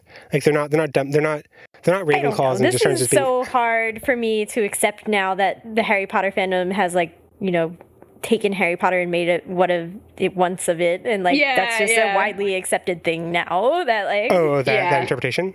Yes. But I think probably part of that is because of this fic. This fic's been around for a long time. Yeah, I think. I mean, it's been around since 2010, but like it's a long time. That was 8 years ago, 7 years ago. Anyway, that's just like a instance of, okay, so I guess you could just extract what I'm saying too, like how Slytherins are represented in the general fan consensus of Harry Potter. But I think that's a much more logical way of looking at another thing I was thinking of as an example of a skin is like Yu-Gi-Oh! Like the fact that Yugi's like the pharaoh ghost that possesses him is called Yami, which means darkness. And the fact that he like uses cards, they're like dark magician and dark magician girl and stuff. That's nothing more than a skin. Like Yugi's methods aren't dark. They aren't, like manipulative or anything. They're just like, that's just his theme. And well, I mean, the manga the first volume or so can be pretty dark. Yeah, I'm not sure. Is in that like first volume or whatever, that like season 0, whatever it's called, like is Yugi himself? He set a dude on fire. No, it was Yami. Okay, that maybe it was where the name and stuff comes from. Is from the original imagining of it, and then once they were like, it has to be a card game. Like, okay. Yeah. No, it wasn't that it had to be a card game. It was, these chapters about the card game are doing really, really well. That's what I meant. Like the author in refining his story was like, okay, I need to fit this into that card game more. And I think it, like, kind of what makes it, we kind of touched on it earlier when Ashley was talking about, like, people don't really never see themselves as evil. I think it's just what we think of as this, like, binary evil concept that exists so predominantly in fiction doesn't really exist in the real world. Like, there are definitely, I mean, okay, there are a couple examples you can look at. They're like, acting super terribly. I mean, like, beyond the scope of other language to describe it. You can probably just describe the Nazis as being evil. Probably describe anyone who helped perpetuate a genocide as being evil. But the way that evil is represented in fiction and literature and stuff is, not literature, but you know what I mean, in the kind of pop media that we're talking about, is so cartoonish. And I don't know, I mean, like, I guess, I don't know like a core conclusion to this or anything. It's just that, like, I think it's kind of cheap to make this divide between dark and evil and to not follow through with it at all, which Frontier definitely doesn't. And I feel like I haven't experienced anything that does follow through with it in an interesting way, except from possibly that Harry Potter Methods Rationality fan fiction.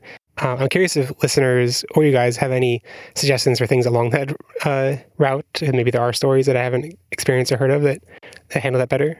You might want to check out Garth Nix's Abhorsen series, because it's a series about necromancers who save the world. That's true. What's it called? The first book is Sabriel, although they are also never represented as bad. But I mean, they are necromancers. It's like necromancers generally are represented as bad in the book, but then this specific, like, the Abhorsen is not ever, like, supposed to be evil. Yeah. Also, it's just a good book, and you should read it. Although maybe Ashley will disagree with me. I mean, I was like, yeah, these are okay. I've only read 2 of them, of the, like... Sabriel and Lyriel? 4, yeah. Yeah. Well, yeah. Oh, did I have anything else to say? Last thing I had to say about darkness was kind of unrelated, but just about in episode 48 when there was all that talk in that episode about combining light and darkness, and I just wanted to say that was BS. I mean, it came out of nowhere. Like, he was like, "Oh yes, this is part of the original prophecy, or like the original plan they used to seal Lucemon." It's like, okay, sure, well, it just came out. It's only in this episode, never mentioned before or after. And maybe it's because I played Cybersleuth too much with Lucemon and Lucemon Falldown Mode, or Chaos Mode, whatever, as a character. But it's like that attack he does where he combines light and dark into this sphere. Yeah. They present it as if it was like, like the ultimate thing ever. But I'm like, it's just his attack. Like there's like, oh yeah, we need to combine light and darkness. And then Lucemon's like, no, I can combine light and darkness. And I'm like, but it's just your attack, dude. Like, and it looks weird. It's like, it makes the sphere that once they combine, it's like, it's weird. And it has the PlayStation symbols. Like, it has triangle, square, X, and circle. Like, it's so strange.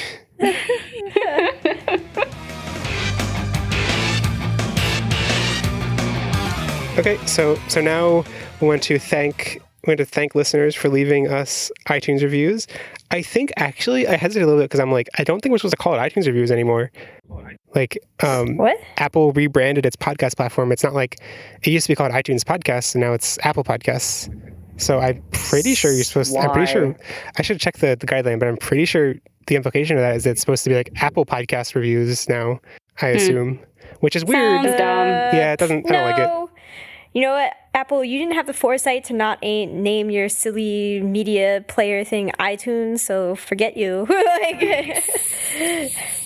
Yeah. So this review is from Kiwara in the USA. And Ash, can you read the title? I sure can.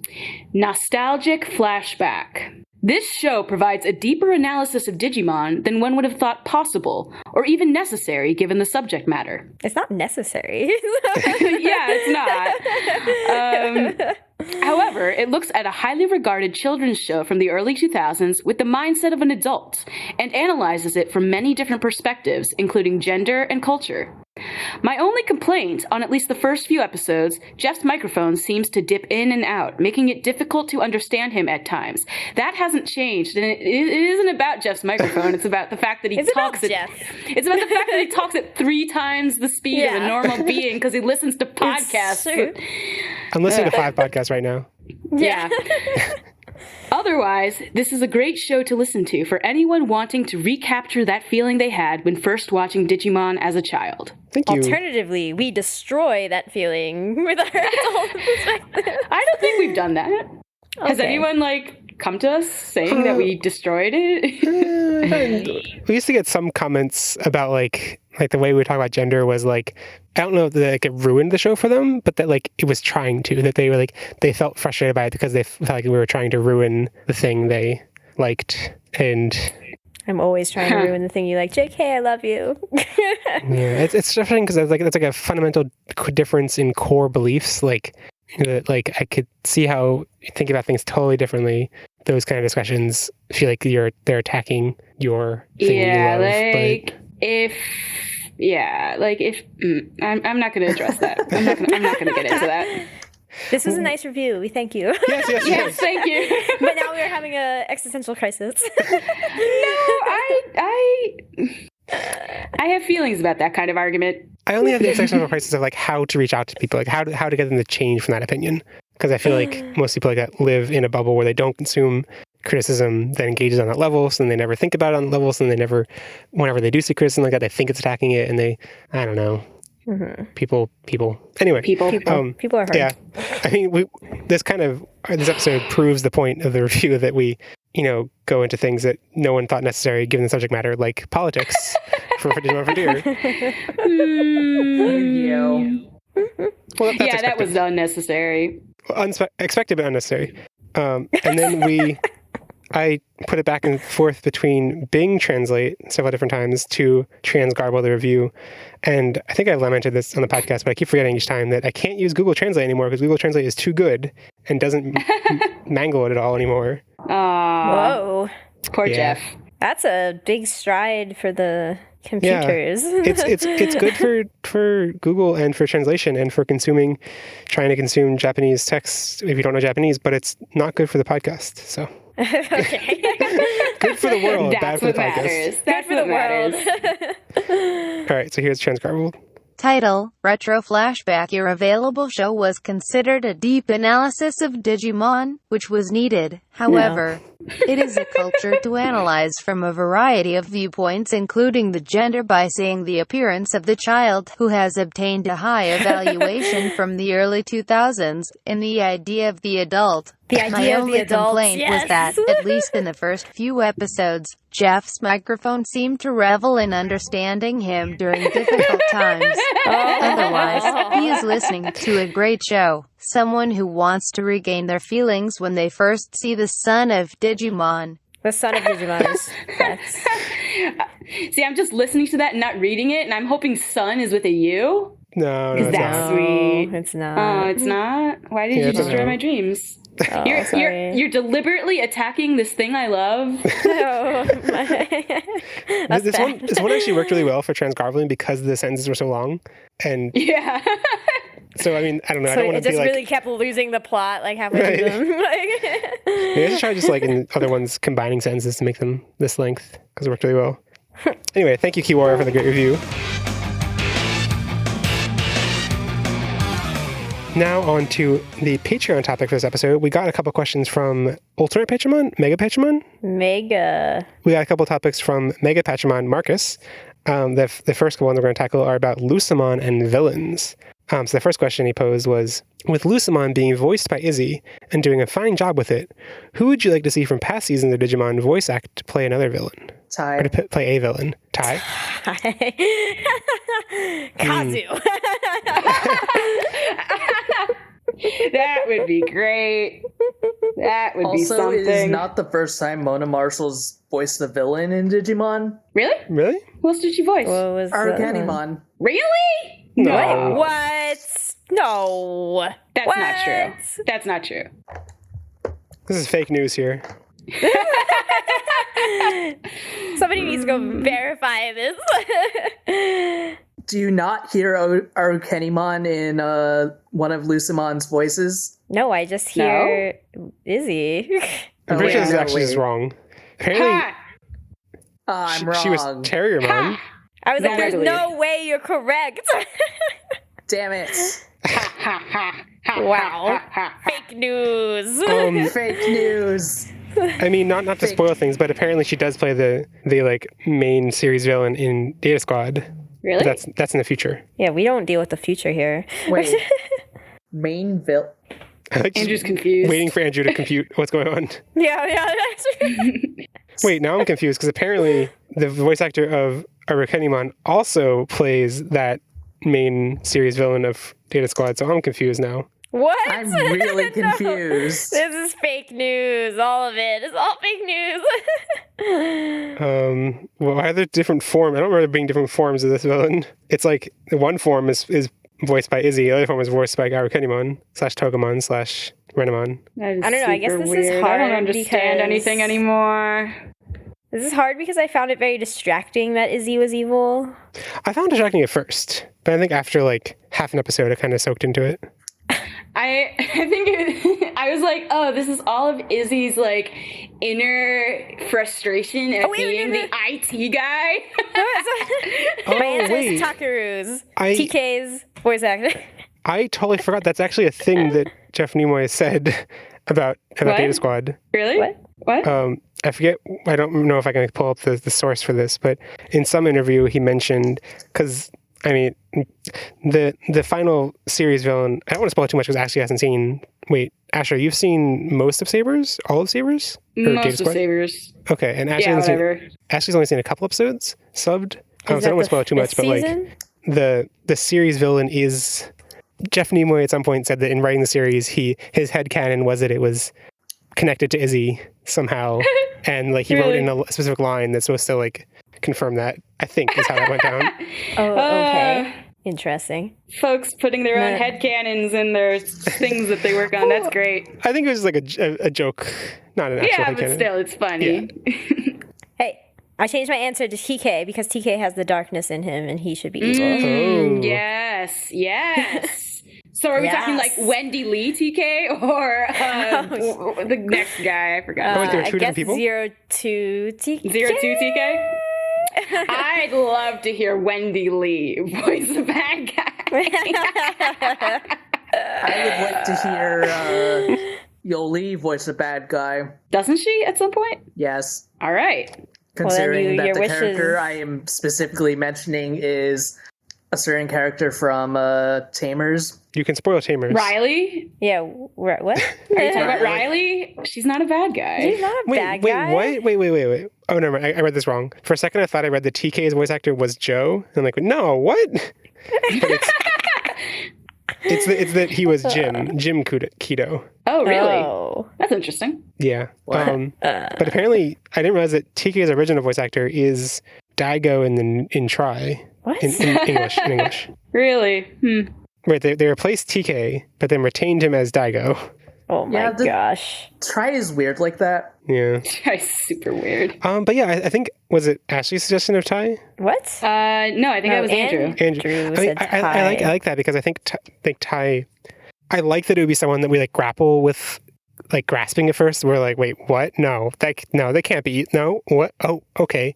Like I think it kind of focuses you to hear more, to like more carefully observe the performance, what they're saying, than if you're just like, yeah, okay, it's that evil guy, whatever. But if you're like, I feel like it kind of brings you into the performance in a different way. And sure, it's jarring, but it's jarring in a way that makes you pay attention to the performance. I thought you were going to say, I hope it's somebody we actually have to think about, like, who is this voice? Like, no, Ty's voice is super, super recognizable. Ty plays like 5 big characters you're right, in this. You're right. No, but I think it like makes you think of like who, not who is this, but just like, how is this good voice evil? Because like you associate with like a warm place in your heart, and then you're like, Ty, don't murder everyone. Ty has a like a fiery streak, so I would just be like, it's fiery Ty. Also, I mean, after hearing, you're thinking of Davis's clothes that have the fiery streak, Ashley. Wow. All right. So like, I think that after hearing his performance as Yutaka, or Tommy's brother, or whatever his English name is, I think it's still Yutaka, which is silly. No, it's only named in the dub. In Japanese, it's not named. Oh wow, that's really weird. Now it's just extra silly. Super weird. Yeah, like I don't know. I could see it.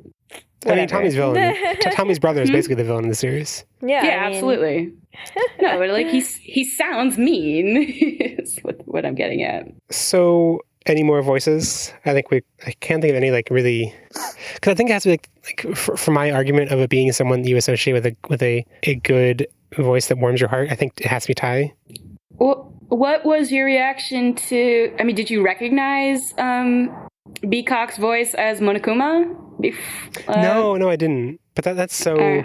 It's like the argument that we've had of like some of these voice actors have like 0 range of their voice, and then others of them are like, wow, they played like totally different characters and like didn't sound the same at all. And that's if they have a very big range, then I don't feel like this, like the spirit of this question doesn't really matter. It's like, it's kind of like, I mean, sure, right. like Derek Stephen Prince will like do a great performance, but Steve Bloom would do a great performance in all these different roles. But if you're like thinking about someone who would work in a like, oh, they'd work well in that role without having a specific character in mind, I think you have to do it based on the ones who have a smaller range, who you do associate directly. And like Brian Beacock, even I didn't connect as Pokemon for a while. Which, he is? Yeah. I mean, the main reason I remember it is because the banner that I made when we interviewed him has all the characters he's played in Digimon, and one of them is Pokemon. And so like...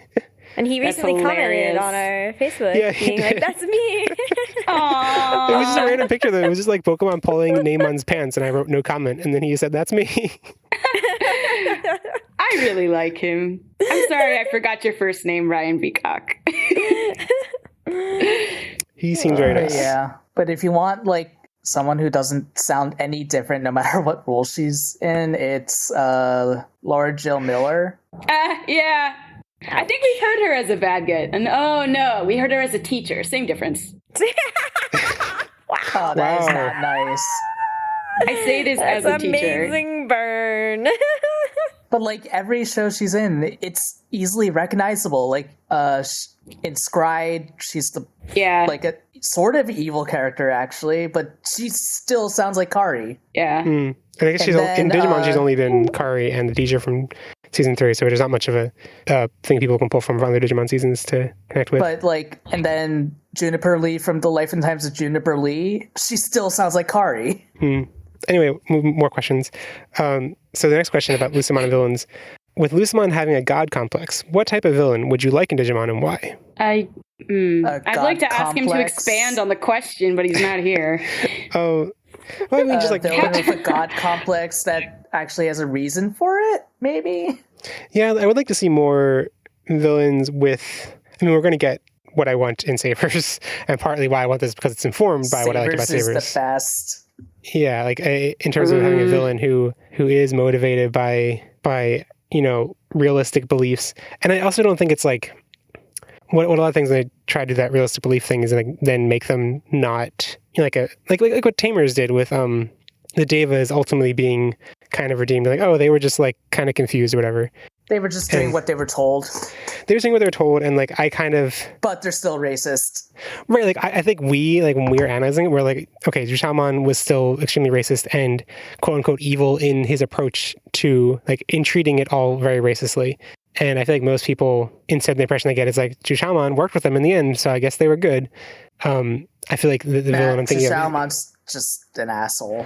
Right, but I feel like the villain I'm thinking of in Whoa. Savers is like they have a realistic motivation. They're never redeemed for it. It's still considered an evil motivation, but it's like it's a plausible. Like humans are flawed. Humans in just doing realistically human things can become villains instead of I'm going to take over everything. I guess I'm spoiling that it's a human, not a Digimon, which is kind of weird for Digimon aside from Oikawa.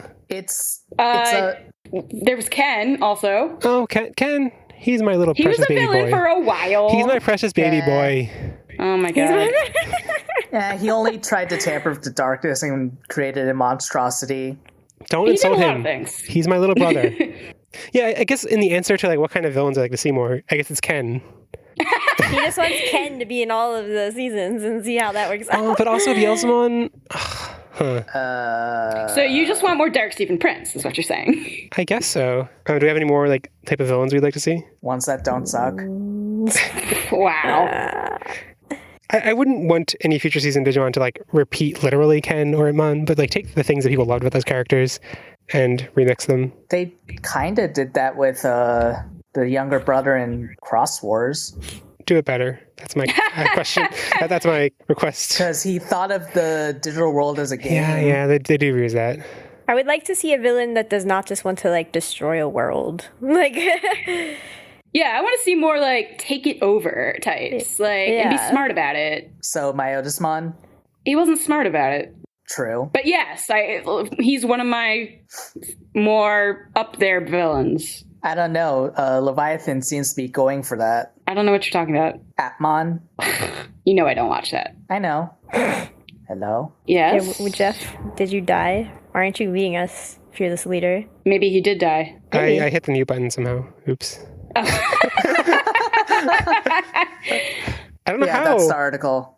Okay, anyway, the last question from Marcus was, do you believe that Digimon would ever kill off one of the main characters / chosen kids? And would it work No. properly in Yes. these series? No. Yes. I would have loved for him to have been dead, but also like the execution of it when they all thought that he was dead was like they were not appropriately sad, to be honest. Yeah, it's weird because when I looked back on this, like the impression I remember getting when I rewatched this 9 years ago, or whatever, was kind of like more strongly leaning to him dying, and though like him not dying being a like, oh, okay, they did kind of resolve it, but like the final impression I got was like it felt like he died. But like rewatching this time, maybe it's because I knew it was going to happen more clearly. But like it felt like his sacrifice was kind of like, okay, cool, okay, bye. Nah. And then like as later, I was watching it as a kid, I was like, no, he's not dead. This is not okay. It was like, he's not dead. I don't know. It's like, yeah, they didn't act appropriately for like if he was dead. They actually are much, much more sad when they meet up with him alive. I guess because they had been given hope that he would be alive and then he wasn't. Is basically what happened. Like they were told like, oh, he's not actually dead. And then they were like, yes, cool. And then they went and then we were like, no, we were too late and stuff. And then they were sad. But it was a very weird emotional roller coaster. It also, the way the dub handled it anyway, it was not very clear that they should have thought he had died, like, for real. yeah, he just kind of like They I'm never fading away. like they never like made the connection about how Koichi got there. So I don't know. Yeah, it's I just, am not in favor of killing off people in my children's cartoons. Unless it's done well, right? No, I don't want them killed off in my children's cartoons. If you kill them off in something else, then fine, if you do it well. But I hate death for, like, the shock value or for, like, oh, people die. Like, yeah, I know. Kids know that. Bridget Terabithia?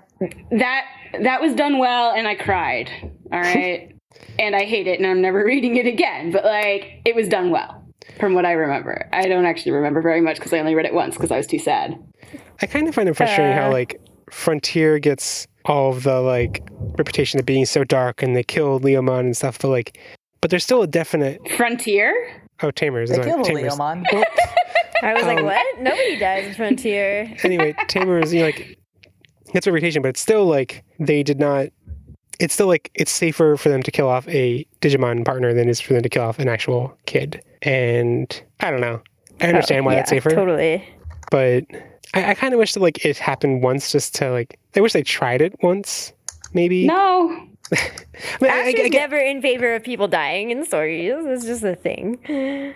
I'm in favor if it's done well, and it hardly ever is. yeah, I If it understand matters. Oh, I'm so mad about Harry Potter. I'm just that. Okay. Oh, Which even I'm death? mad about Harry Potter. What happened in Harry Potter? Are you asking me which death? Oh my god. All of Andrew. them? Go watch the movie. Which one? The 8th one. What? Are you talking about the twin? Yeah, that's one of the people I'm talking about.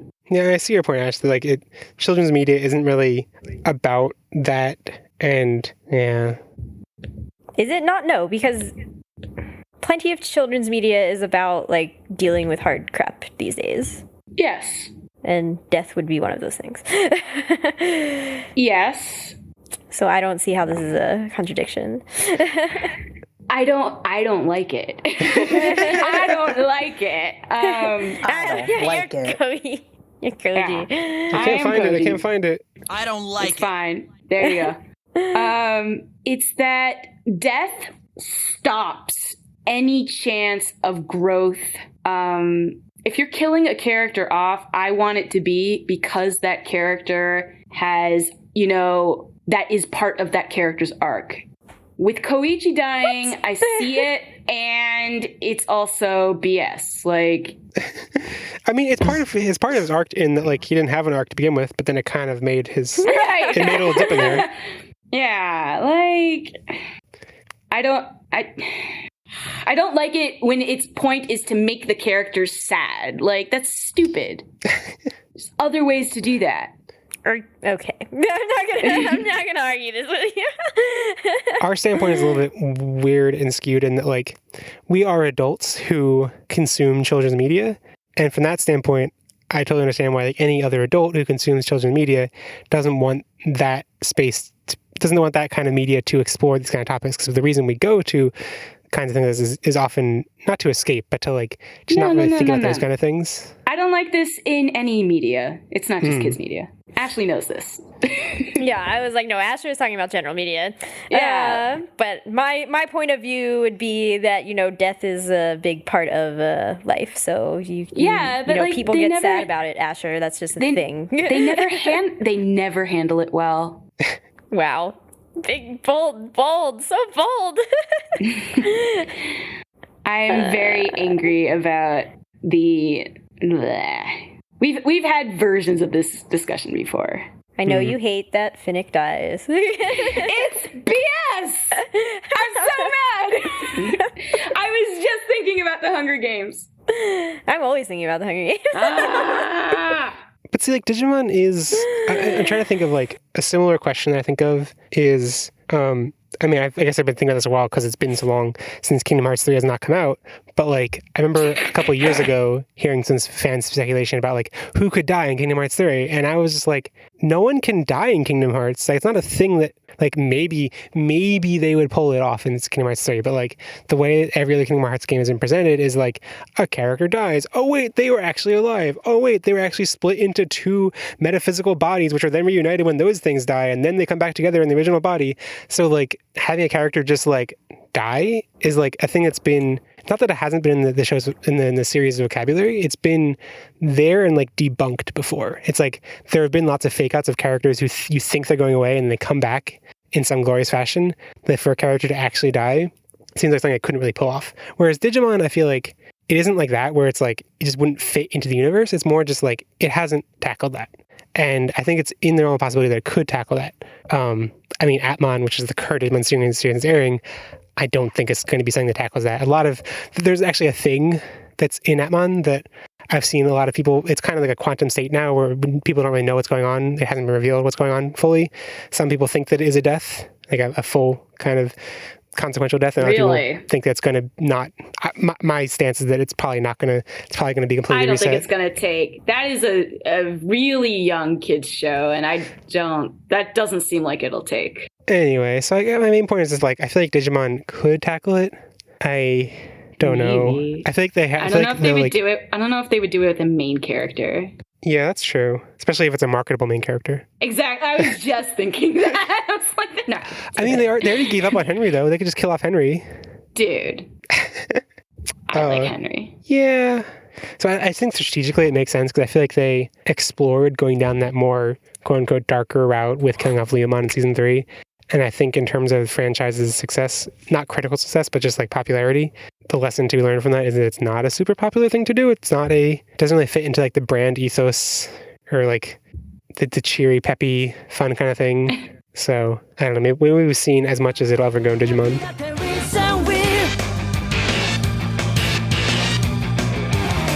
Unanswered questions. So, wait.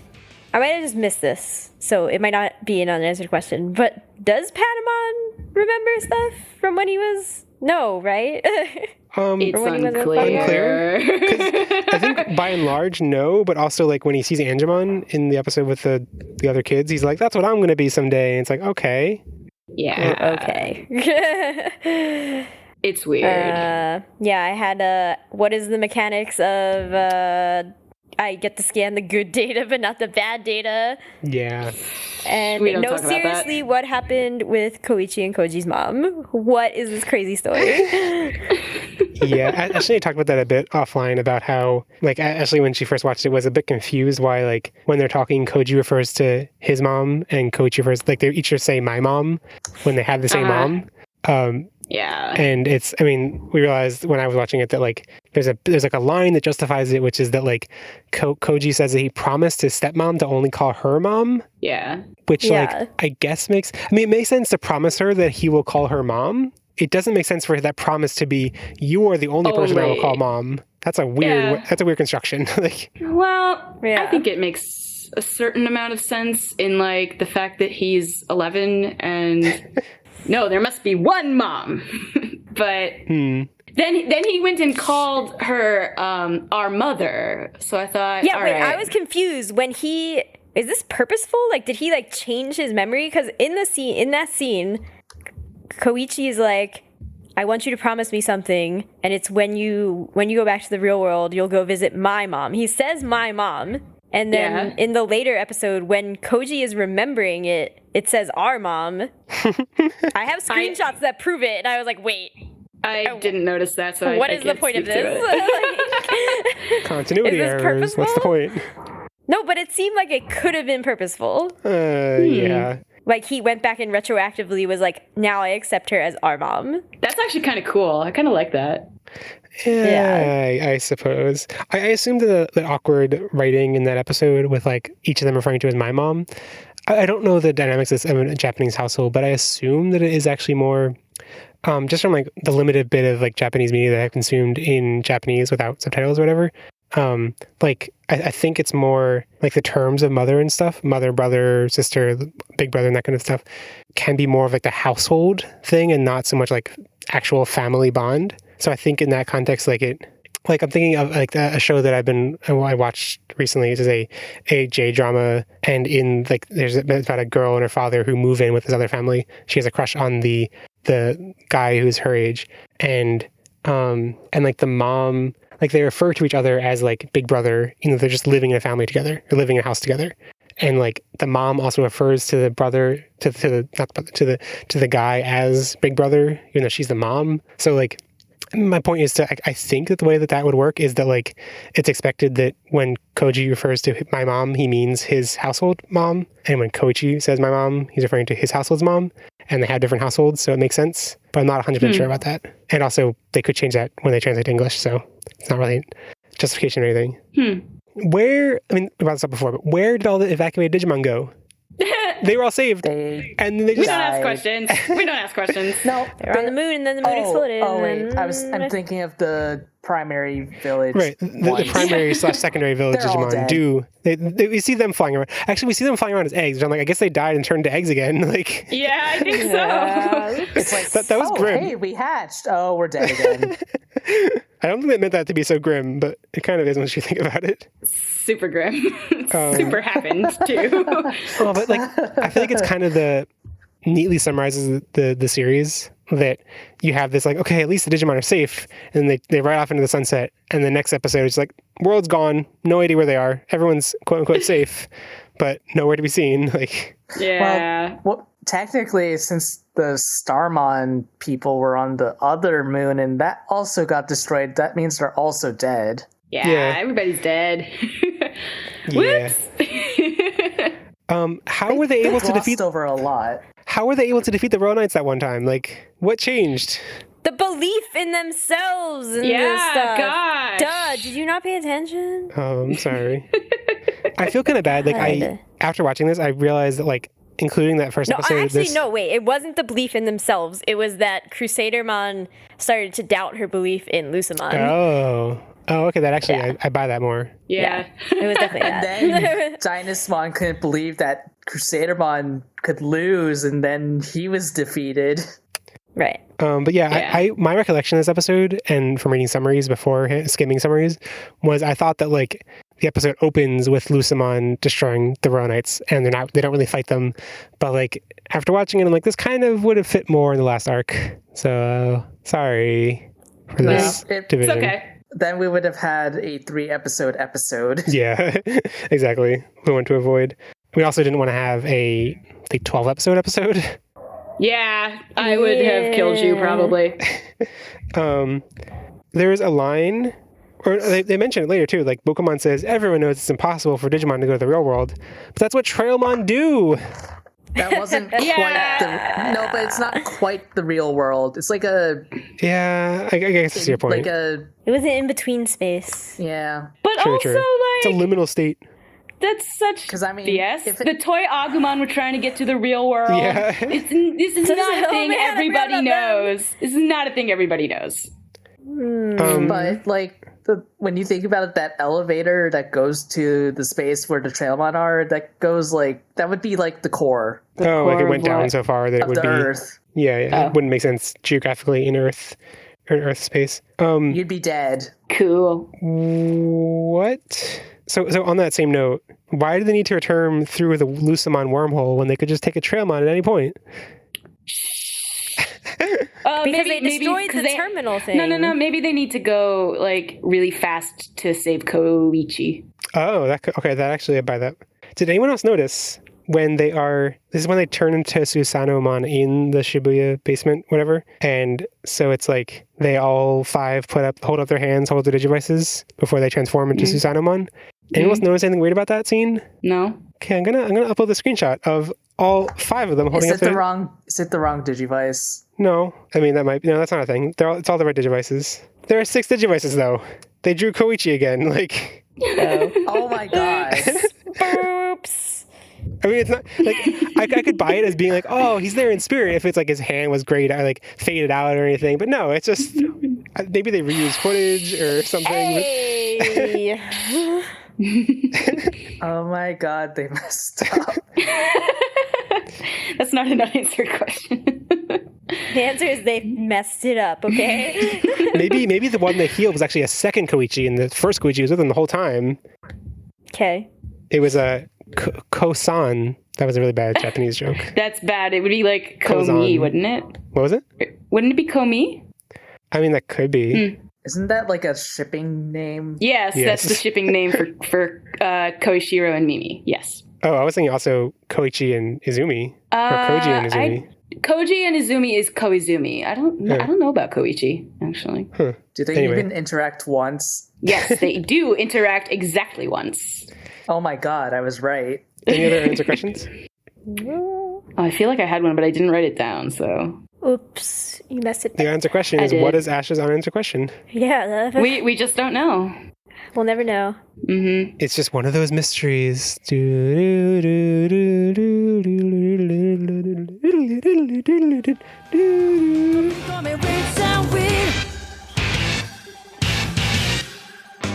Ridiculous dialogue draft, baby. We'll each go around and pick our funniest, most ridiculous, or most touching line from the episodes. We're only doing one because it was too cheesy, too not funny. It was also only 4 episodes. There's only 4 episodes. There's just a lot of stuff, okay? I have one that I personally think is really funny. I don't think any of you will pick it. I don't think it's even actually that funny. I just found it really funny. Okay, well, that's perfectly fair. All right, Jeff, Asher, Ashley, Andrew. Woo, I get first pick because there's only good because I only had one decent pick. I know Go what it for is, it. too. Go for it. So my pick is in episode 50, and I think it's after everything settles down. They're just showing like the aftermath of the city, and the newscaster is explaining what happened, and they're kind of I have trying this to, one. brush away the fact that people saw a giant dragon. And so the newscaster says, When asked why an electrical discharge looked like a giant dragon, a city spokesman said that's what electrical discharges do. This didn't make sense because they went back and then they were like, it's the same time that we left. And I'm like, okay, so clearly that was just an added line to be funny and was nothing in Japanese because that disturbance didn't happen. But whatever. Oh, what? Oh, wait, you think so? Yeah. Huh. I didn't even make... Okay, while you're talking, I'm going to research this. Okay. Great. Your Asher's All next, right? my turn. Jeff took one of mine, so that's great. That's what I do. I know. Act. Okay. All right. This is from episode 49. And, I don't know, Lucemon's doing something. And Pokemon says, His reign of terror will be unstoppable! And I used to like the rain! good I play know, I was on like, words. that's so bad. so bad. Namon is the true hero of this show. We do not deserve him. Oh, okay. Mine is from episode 47, in Takuya's cheesy speech to nobody for no reason. I really loved the out of context, because I paused it before he went on. I really loved it out of context, was just... Finding out you're not just a kid, but a Digimon gave me all kinds of feelings. Yeah, that was great. like, yeah, it's okay. Do you want to tell us about your mysterious feelings? Yes, please go on. I, too, am confused by feelings. I just love the construction of the sentence. So ridiculous. Yeah. Anyway, Andrew. Okay, I have no clue what episode this is from, but it's either episode 49 or 50. And I think they're in the train area, and I think they might have... I really don't remember, but Takuya says, So, I wonder what'll happen. Hey, what's happening? Oh, I do remember. I don't remember exactly when it was, but yeah, I do remember that happening. I was like, what? Oh, Takuya. Okay, I am back from the future. Yeah. I'm back from Japan.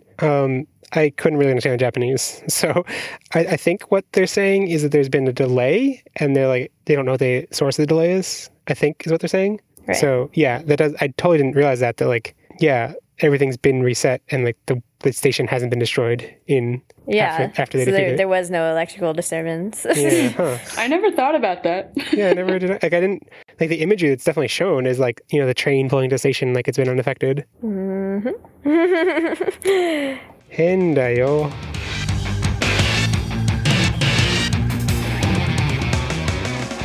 Terminal judgment! Cherubimon, thank you. We miss you, Cherubimon. We miss you, Cherubimon. It's true, I do miss Cherubimon. Right? I don't miss Rubymon's voice, though. It was weird hearing that come out of the regular Cherubimon. Yeah. I was like, That was weird.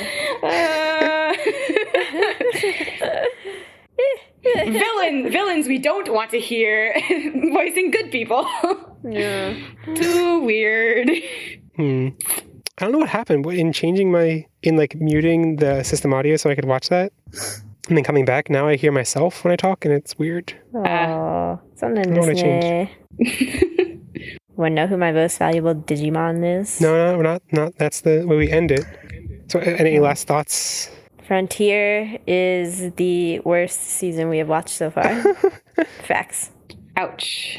Ouch. But I tend to agree. But I still think this was the best ending. Oh God, I so disagree with that. That's okay. We disagree about a lot of things, but I think this was the best ending.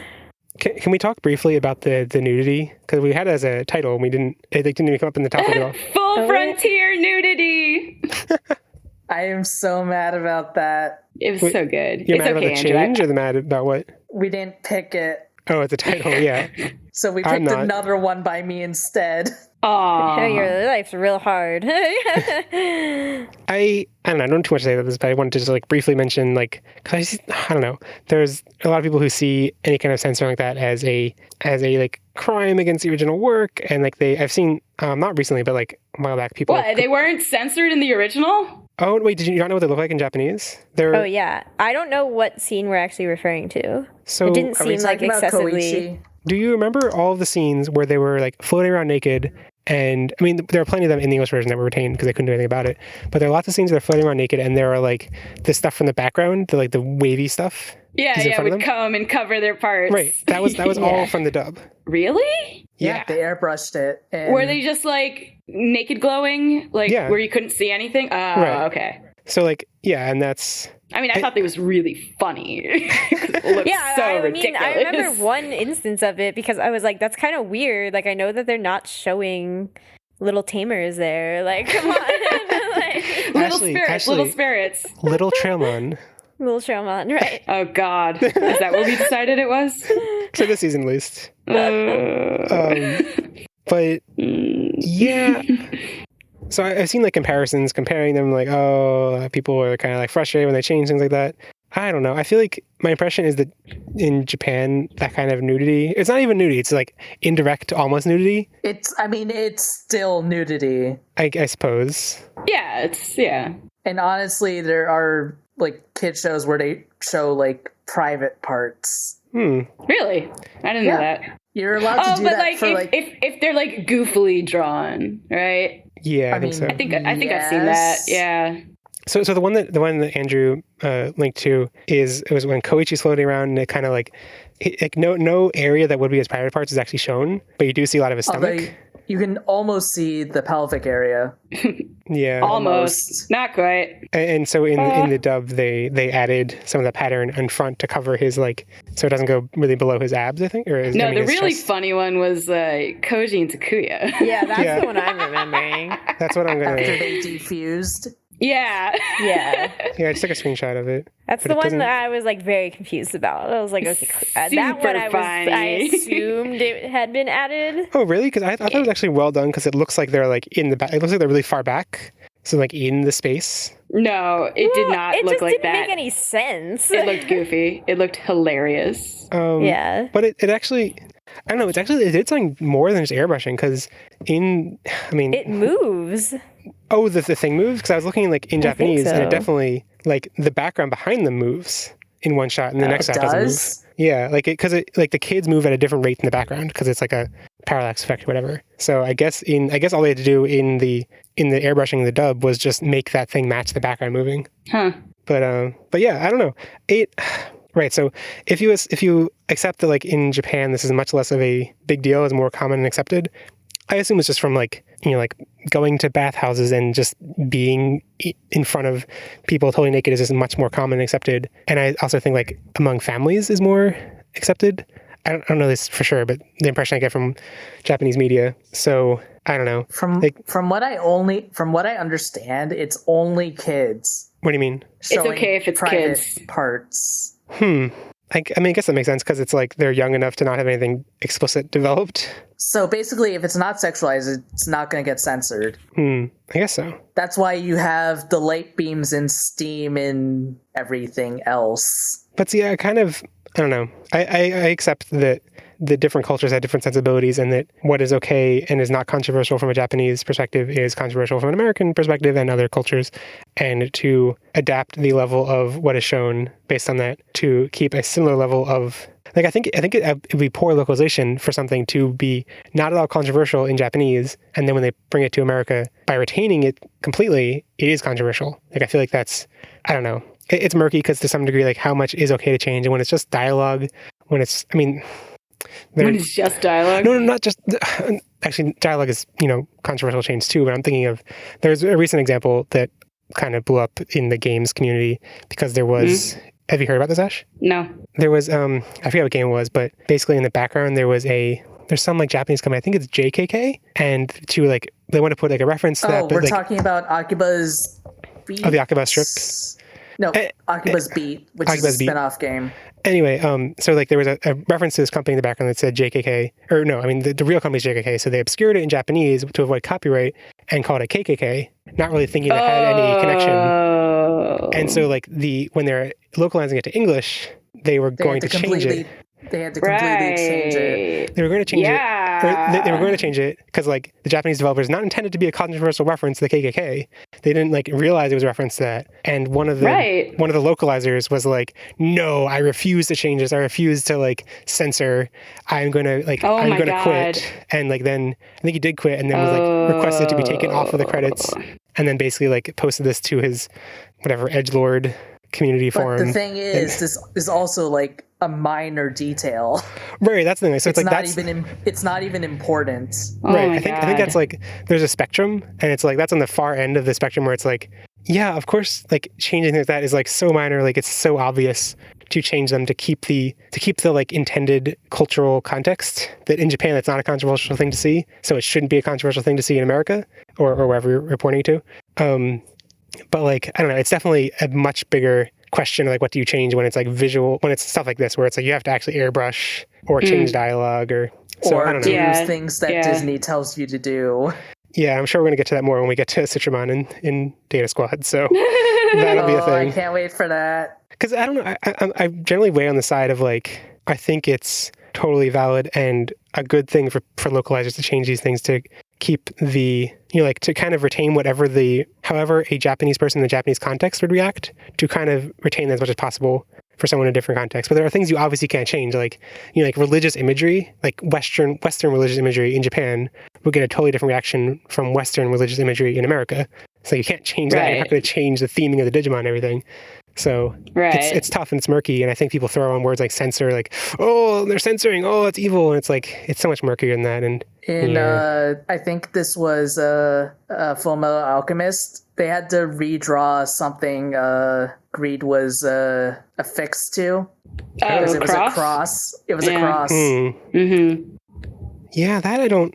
I think also, like, I don't want to mischaracterize people's frustration with censoring, because I think a lot of people, when they are frustrated with censoring, they're not actually frustrated with the localizers or with the act of censoring. What they're frustrated with is the cultural sensitivity and like the frustration with like, you can't show a cross, really? Like you're going to be so upset about like... Yeah, it's not that they would be upset, it would be the religious... right. The religious people would probably boycott. Which I think it's valid to be frustrated about that. I don't know. It would be one thing if it were like, I guess I just...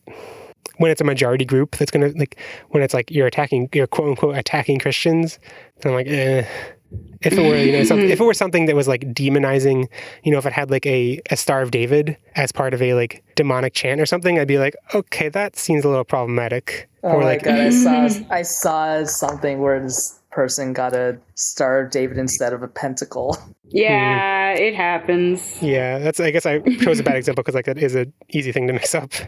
Yeah.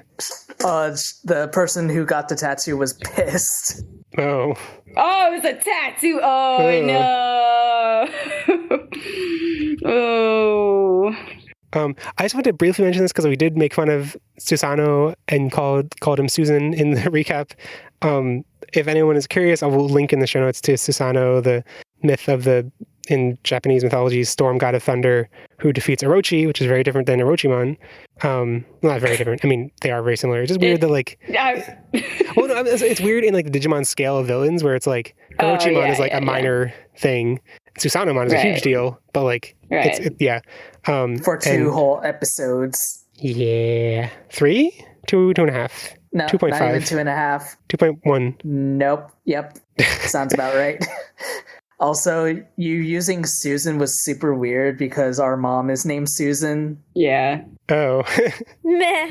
You don't call her Megazord Susan? Not usually. We can make a change. So now time to choose our MVPs. While you think about that, the MVPs we choose for our fantasy draft, I guess I don't really need to explain this because this is the second to last round. So if you don't know what it is and haven't joined the bandwagon now, it probably is too late to win the prize. But if you're curious, we pick our favorite characters, and then before the episode comes out, actually by the time you're hearing this, you only have one more chance to enter for the movie episode. So sorry. You pick your favorite character. You guess what, you pick a team of a Digimon and a human, hoping that one of those characters we pick as our favorite characters, and we also vote on our most ridiculous and most desired teams that people have chosen. So, Ashley, who is your MVP this arc? Dynasmon. Really? I like him. He's cool. Should I feel threatened? Sure. I love the fluctuations in his voice. Ashley, I can show you my Breath of Wyvern. Okay. Jeff, there's children here. AKA me. You're children? Wait. No, Asher's the oldest. Yes. Ha! I am the oldest. And I am the youngest by default. Who's my favorite character? I don't know. You guys pick and then I'll Who's decide. Asher's favorite character? Yeah, Asher, who's your favorite character? I don't know. Like, all right. When I realized I would have to pick, I was like, I kind of liked Koichi a lot in these episodes. Koichi? Yeah. He doesn't get much of a time to shine. This is kind of his moment. Yeah. I liked that Koichi was the sacrifice. I like the dude being the sacrifice. I don't know. Maybe it's not that interesting. He's not the sacrifice. That actually is kind of interesting. I also thought it was interesting that Koji's tear of light healed him. I was like, that's a nice gender inversion of the usual. It didn't heal him. I thought the Digivices healed him. It totally woke him up. Whatever. The That's not Digivices. healing. The Digivices did it. He was dead. The Digivices did that. No. Wait, shouldn't You Koichi can't- be in like so much pain? Yeah, he should have broken What? his neck. Okay, first of all, they would not have been allowed in that room. Yeah, they were like, Yeah, they were like in the middle of doing too. surgery or something. They were like, oh yeah, I guess there are kids here, but they have Digivices. They're important. Yeah. Yeah. They know how to fight. So none of that was realistic. No, what really happened is that they beat up everyone in sight and then they got into the room. The real casualty of this series is the Digivices. I cry when they turn back into cell phones, especially like flip phones. Those are bad flip phones. Like if you cry every time. It's sad because they get more functionability. Andrew, who's your favorite character? Who's your MVD? MVP? MVD? Agunimon, but not Takuya. I like it. Imaginary Gunimon. A Gunimon minus the Takuya bits. Ooh, who do I pick? It's tough. This isn't like Kind a of why I big. picked Dynasmon. Pick Susan. Yeah, pick Susan. I like to think that Susan is a they, not a he. Thank you very much. Oh, I like that. I like that too. Please refer to their full name, Susan O. Susan O. Well, that implies that Susan's a king. No, it doesn't. You don't know how it's written. games. It's the last name. Susan O. He was just making a Yu-Gi-Oh reference. Okay. No, not necessarily, because O means king. Yeah. I think it's just a Yu-Gi-Oh Not reference. everything's a Yu-Gi-Oh reference. I'm not even referencing Yu-Gi-Oh! You said King of When Andrew Games. talks, it You must said be King a of Games. I like things other than Yu-Gi-Oh! You said King of Games. Yeah, then I made a joke. Okay, I know I'm gonna get flack for this. I think I'm gonna pick Pokemon. Oh, you liked when he cried and wanted to be with he's the only one who has kids. like. I was frustrated. I was frustrated with like the kids. The fact that they don't say goodbye to their Digimon, to Pokemon, Namon and Patamon, and the other two at all, or to Digiworld at all. Well, they also got pushed away by Right? not No, Takuya. I'm not like frustrated with their actions. It's just like the framing that like their tearful goodbye scene, whatever, is with their spirits who don't have characterization at all, and it's just like. Right. I guess I lived inside of you for a while. Oh, this is sad, but you're not partners. Like they're trying to fit into the mold of the Digimon partner goodbye scene, I thought. And I feel like what was more important was the, not seeing Pokemon, Namon, and Patamon anymore. And it's kind of just played for laughs when Pokemon says goodbye, but it is genuine, and I liked it. You just like the moms. You always like the moms. It's true. I especially like Brian Beacock moms, like Monokuma is also a mom.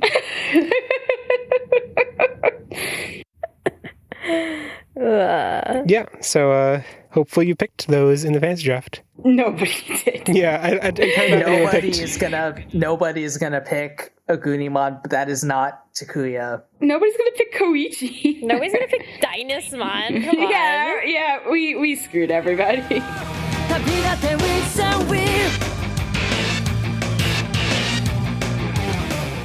Recommendation, Articulation. I'm waiting for Trulimon to have an attack where he says that. Okay. Well, he's not gonna. This is the segment where we plug things we want to hug. Ashley, you can start first. Okay. I've been reading American Gods, and I'm only halfway through, but I kind of like it. Whoa. I wrote a thing. Asher is apparently surprised. Not quite sure why. No, well, usually you don't like things that I like. Usually you don't like things. Yeah, I just don't like things. It's true. That's not true. I think I'm usually the one on this podcast who doesn't like things. Talk about American Gods, I'm sorry.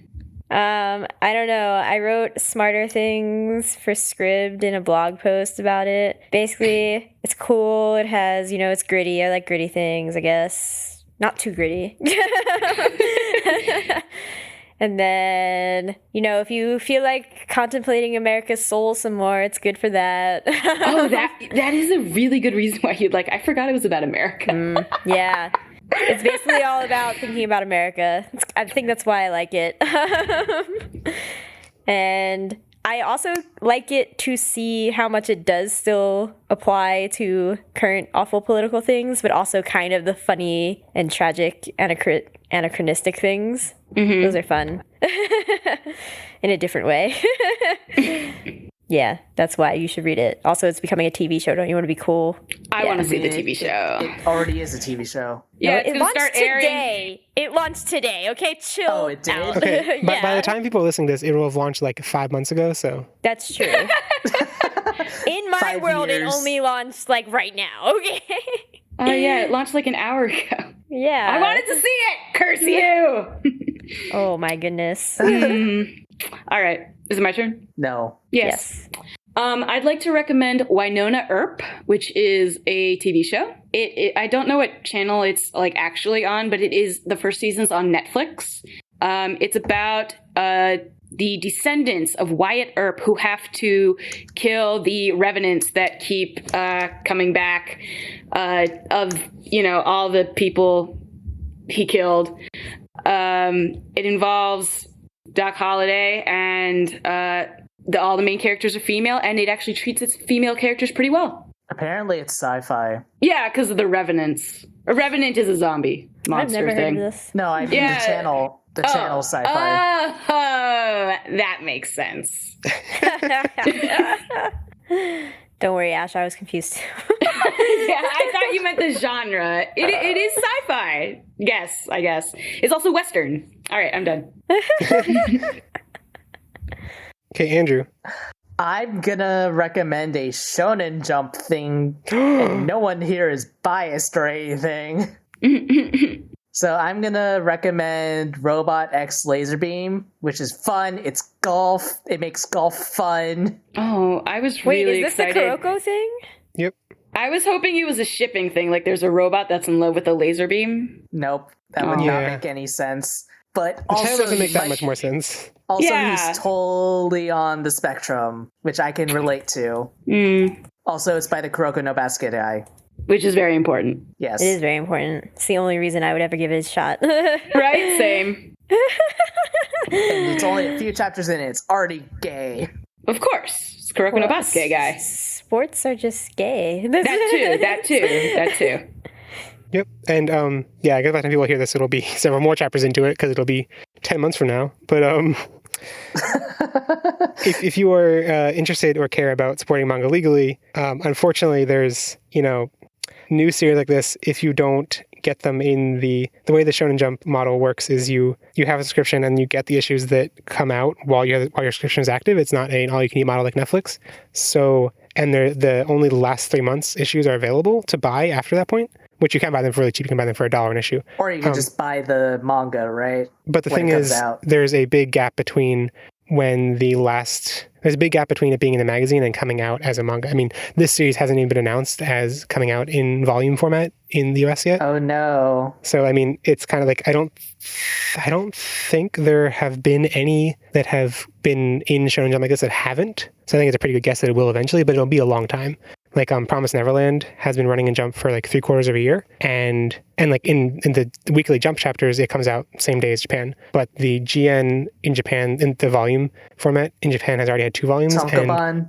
Tankemon GN volume, whatever, has already had 2 in Japan, but in English, the first volume won't come out until later this year, like end of this year, I think. Oh, no. So there's a big gap. So what I'm basically saying is, like, if you're interested in this, the best way to support it legally, if you're like, is to like get a subscription as soon as possible, and then you kind of accrue the volumes that come out when your subscription is active, and then you can always go back and read them later. You can read them forever. Or you can just steal from your brother. Well, yeah, if you have a sibling who has a subscription that's been active for a while, that's great. Yeah, and that's where I work, so I'm biased. But Jeff wants all your money. Particularly your digital monies. I don't care about money. I care about people supporting the magazine, because it's not like people might suspect or expect that like Shonen Jump is like a huge thing. Oh my god, it must be like super. It's not like the magazine isn't like the hottest thing. Like it's not like a thing. It's like, oh my god, this is like a roll in money. It's like not, and it's like really expensive to do to simul-pub chapters and to simul-pub a lot of them. It's really expensive, and it's not like it's like the most popular thing ever. And like I don't think it's like in question of like getting canceled or anything, but like it, could use support. Well, also some of the chapters are for free on the site. Yeah. So the first 3 chapters you can read for free just to get a sense. And yeah. What's your recommendation? My recommendation. Okay. My recommendation is for something that I hope is still airing by the point this comes out, depending on how many weeks it takes to release this episode, is The Leftovers Season 3, which I watched Leftovers Season 1. I thought it was like miserable, insufferable.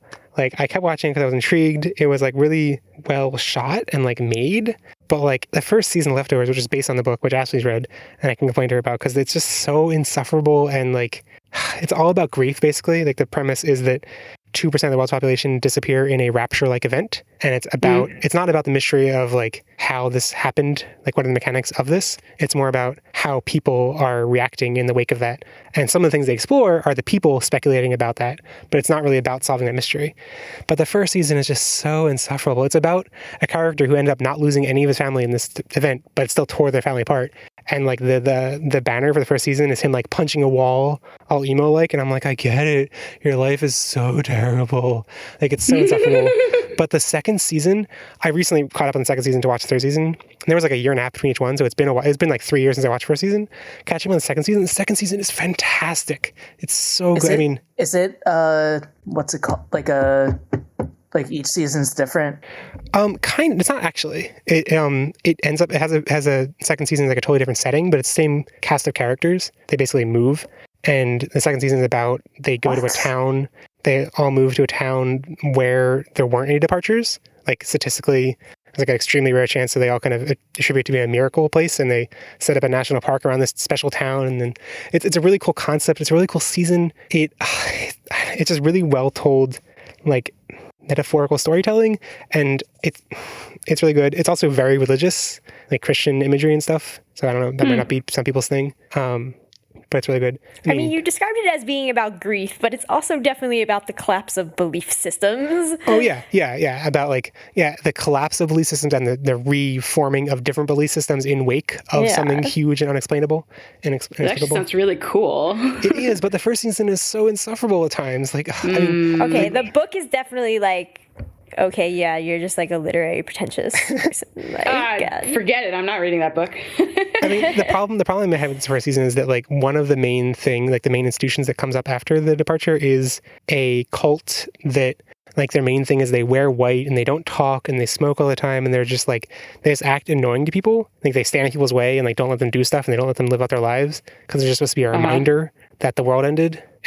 But like the first season follows someone in this cult very closely, and it's just like the more every time they're on screen, it's just like and they don't like they're not like not apart after the first season, but they're less of apart. And I feel like just naturally by focusing on them less, it's more interesting and less insufferable. Yeah. Okay. It's very cool. And the third season is airing now. I think 3 episodes are out now. 4th one today. So yeah. You can find the full show notes and comments there for this episode at podigious.com/406. Shonen Jump in the comments to let us know what you thought about this episode, like how much you enjoy when we talk about politics and racial dynamics. We didn't talk about racial dynamics. How much you enjoy when we talk about politics and imperialism and... in the Digimons. In the Digimons. But you can also go to the episode page to vote on your favorite ridiculous dialogue draft pick, and to rate how much you like this arc. By the way, I wasn't listening to half the picks, so I'm going to be interested to see how that, when I listen to it back when I edit. Because I was getting the clip anyway. You can also let us know your thoughts via social media, email, or with the Will thread, the Digimon subreddit thread for this episode, or by clashing with other nations so much that it influences media that we consume hundreds of years from now. Oh my god. Oh boy. Deep. If you want to be featured on the next feedback episode, you can answer our voicemail question. Which kid had the most endearing emotional growth spurt? You can either call 913-CALUMON if you're in the US, or email an audio recording of 90 seconds or less to podigious@gmail.com. Our Agunimon Not Takuya artwork this season is by Julia Majo on DeviantArt. Podigious is made possible with your support on Patreon, including support from our champion Patramon, Diabjomon, the famous @Takouj on Twitter, Joe Keto, Kailunamon, Kaiser Washi, Michael Penny, and Red. From fellow Digimon podcast, Breakfast with Digimon, our ultimate Patramon, Alvaro Crimson Mode, David Graumon, and our mega Patramon, Marcus, and Sam Kruagamon, who is on the Moncast, which compares Pokemon and Digimon. And his official plug is for his partner's Tumblr, Purple-Pixel. Why can't I say Pixel? That's the name of my cat. I don't understand why I always mess up. God. Purple-Pixel.tumblr.com, which is his partner's Tumblr, and they're doing cute drawings and stuff. If you want to support the show and be cool like them, for $1 a month, you can join a private group chat on Slack. You can also get cool stuff like commentary tracks and behind-the-scene notes for $3 a month, a new sticker and button every month for $10, ability to choose episode topics for $15, and a monthly Skype hangout with Jeff and Ashley for $25 a month. You can find Podigious on Twitter, Tumblr, or Facebook to keep up with the Digimons, hear about upcoming episodes and recordings, and get funny Digimon images and GIFs. You can sort of find me on Tumblr at Asher Dashery. Ashley's on Twitter at AshMcD00. Jeff is also on Twitter at also AshMcD00. I'm the second half of her account. We are Light and Darkness combined. You're way more popular than me, so cool. I'm only popular because I tweet about manga. And Andrew's. Are you? I'm definitely Jeff on Twitter. I was just gonna let that stand. And Andrew's on Twitter at I don't know. Also, Ash McZeros, whatever. Yeah. He's the third half. Yeah. I'm the fifth quarter. I'm the fourth third. Drew Softman. Yes, I believe that is your thing. We don't know. Share the podcast with your friends who believe in miracles, and don't share the podcast with your friends who haven't learned the importance of caring about other people and Digimon. And join us next week as we cover the Digimon Frontier movie, which is about an island and something or other. I don't know what this movie is about. What is it about? It'll be a surprise. Trains. Actually, did we watch this movie together? Yes, probably, but that doesn't mean I remember what it was about. Our positions are reversed. This is strange. I feel like the one recurring theme to Podigious is the two of you being like, did we watch this movie together? We did, didn't we? No, we didn't. Yes, we did. No, we didn't. No, I would say that we did. That I'm just saying that doesn't mean I actually remember what it is about. All right. The island of I don't remember what this movie is about. I forget a lot of things. Like, I'm like, yes, I watched that. I could not tell you a single thing about it. But I remember one scene from this movie, and like the general themes. Bye. Bye. Bye. And remember, never stop digivolving.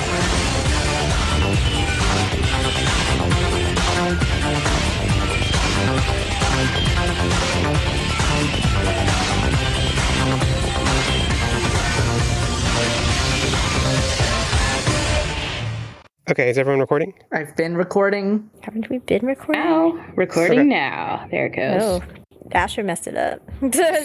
Sorry, I don't like recording our dumb stuff. I mean, yeah. Didn't you just describe the podcast?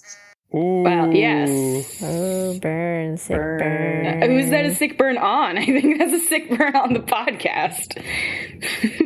Podcast doesn't care. I mean, I agree with you. Podcasts don't care.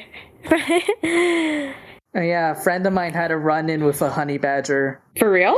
No, well, sort of. Safari. It was a safari in Africa, and the honey badger was running away from a lion. Wow.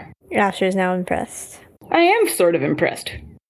We're doing a podcast? What's a podcast? I think we're doing a netcast. I'm gonna punch you in the face cast. Wait, have you guys even heard of the term netcast? Possibly. Asher? No.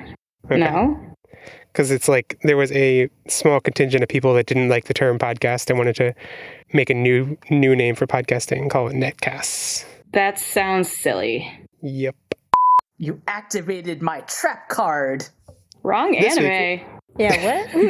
Now I'm just confused. There was so much Yu-Gi-Oh! Shenanigans in these episodes. Were there? You didn't notice Fusion Pegasus? and defusion and... Pegasus was totally like on screen for half the episode. Oh, was he? Yeah, he played Toon World, and then like Yami Yugi came in and was like, what? darkness, Yami. No, I don't know. No, it wasn't. Dark Magician Girl. No, they kept using polymerization and diffusion on What the crap was that? Ash, are you okay? Yes, I'm bored. Please continue. I love it. Oh, okay. I liked the part where Dark Magician Girl appeared and then everyone ran to go buy her. No. I didn't mean continue in this vein. I meant continue with our podcast. I know. I just want to get that out there. There was a thing recently at work. There was the Dark Magician Girl card that went on, not on sale. Anyway, this week we're looking at the final arc of Digimon Frontier with episodes 47 through 50. And then are defeated by Lucemon's consecutive normal punches. Yes, we all caught that reference, I think. Wait, what? No. What? Were you making a JoJo's thing? In episode... It's a One Punch Man thing. No, it's not. I mean, the term consecutive normal punches is... Lucemon is clearly Dio. Well, yeah. I mean, what he's doing is likely a reference to JoJo's. Oh my god, you nerds! Just shut up! Did you just call us nerds on a whatever? In episode 48... So what's a Yu Yevon? Yeah, I have no idea what anything you just referenced was. Wow. Final Fantasy. You like the wrong Final Fantasies. That's why. Get out. I have only played 7. And I only watched Ash You play 7. role play for There's 15. Final Yeah, Fantasy, but I haven't played it. Final Fantasy X has a very similar final boss structure in that you find out that the thing inside the giant thing, or you find out that the giant thing is actually controlled by a little bug inside the giant thing, and you need to go inside and defeat the little bug inside the giant thing. So, yeah. Whatever. Your taste in Final Fantasy games is sin. That's a bad pun. Yeah, that's Good. Bad joke. Ash. Yes. Did you see the Koichi joke that I made on social media? No. Okay. Oh boy. I'm going to try and do it in an audio medium. And I think I figured you hadn't seen it yet. And I also wanted to share with listeners who haven't seen it on social media yet. All right, Jeff, you just go. Okay. What do Ophanimon and Koichi have in common? What? Falldown mode.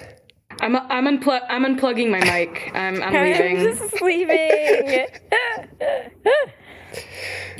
It's doing really well on social medias. Yeah, I think it works better visually. But It does.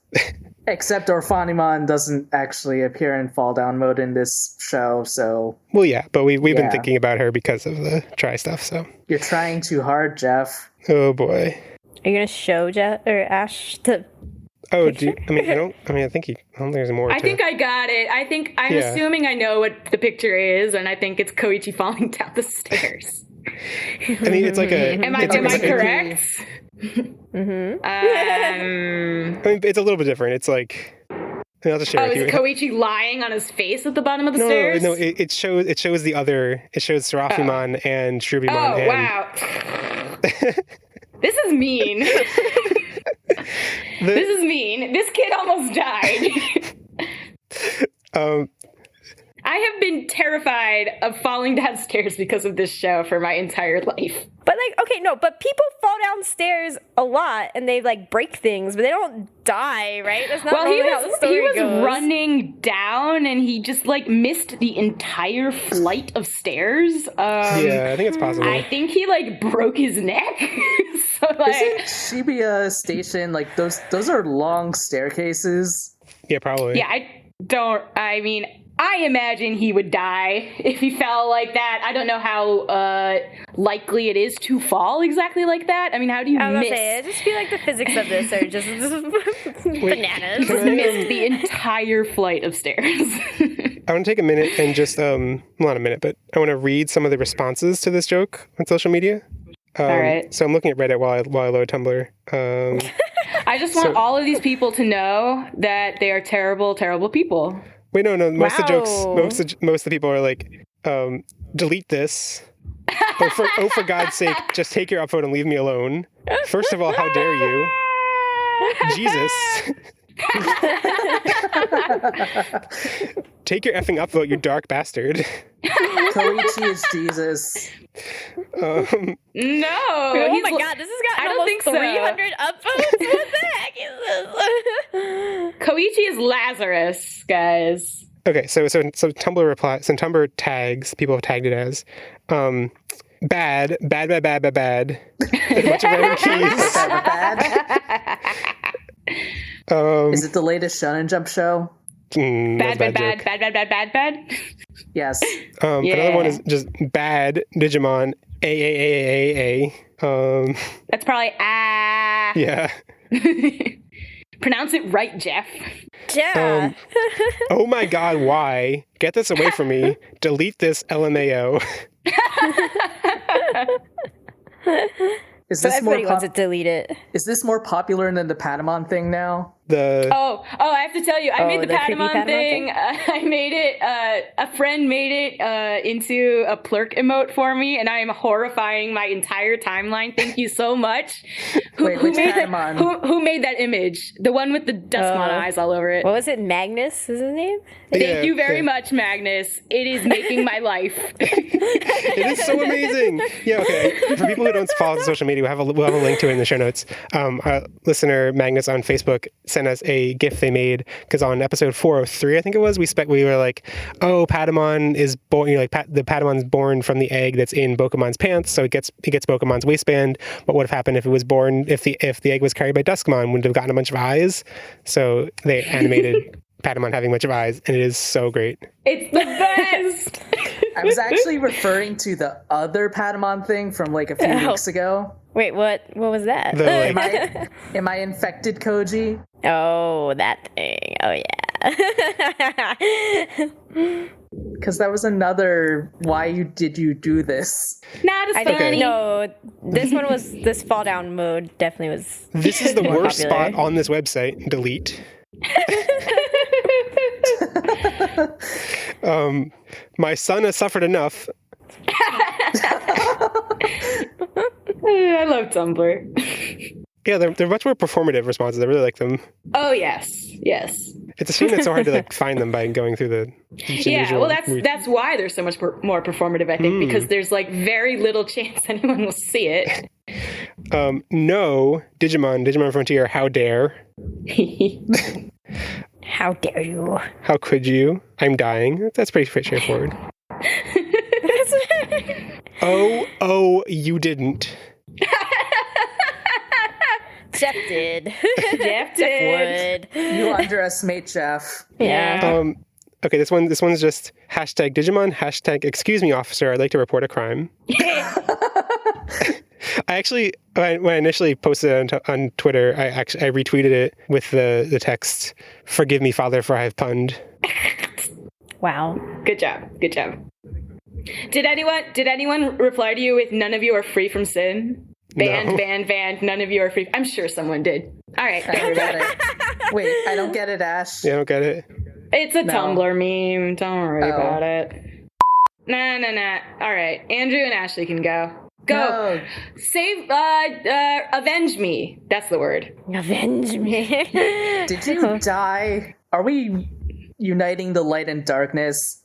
Is Ash darkness? I guess. Koichi is the older one. He is? His name is Light 1 and Koji Yeah, is true. Light 2. Koji is clearly the second son. That's a very good point.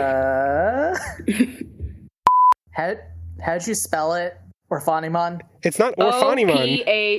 Ophanimon. I don't think that's... Oh, he's doing a bit. What? I think he's doing a bit. Which spelling are you using? He's doing a bit. What? I can't tell if you're actually confused or if you're pretending to be confused. Is it OFA? It's not Orphanmon, We're not saying it is. but that's how you spelled it. Oh. So is it with the F? There's no Take the R. R out. Oh, I see. That's why I thought you were doing a bit. I was like, okay. Ashley. Okay, yeah. For people who don't know, I listen to like hundreds of podcasts. So yeah, that is a burn for me. It's also a listener for them. What? 100? I mean, I am subscribed to that many. I can't actually listen to all of them all the time. That's ridiculous. You could. If I play Zelda 24/7 while listening to podcasts, I can.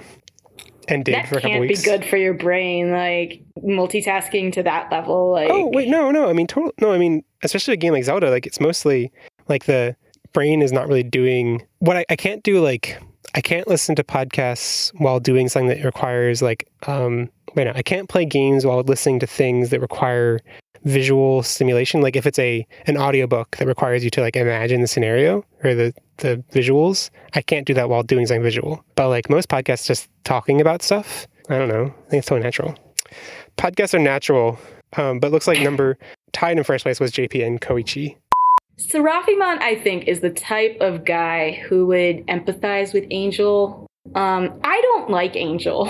I'm just putting that out there. Yeah, I don't like him either. What was Angel's deal? He was a vampire, but he was a good vampire. Like, he was a vampire with a soul. But He was a vampire who was like given his soul to make him super more tragic, because then he could like know how bad it was to be a vampire. Yeah. It was actually like in the show supposed to torture him having a soul, Yeah. but like also it was icky. It's icky because it's like a relationship between a like 400-year-old and a 17-year-old.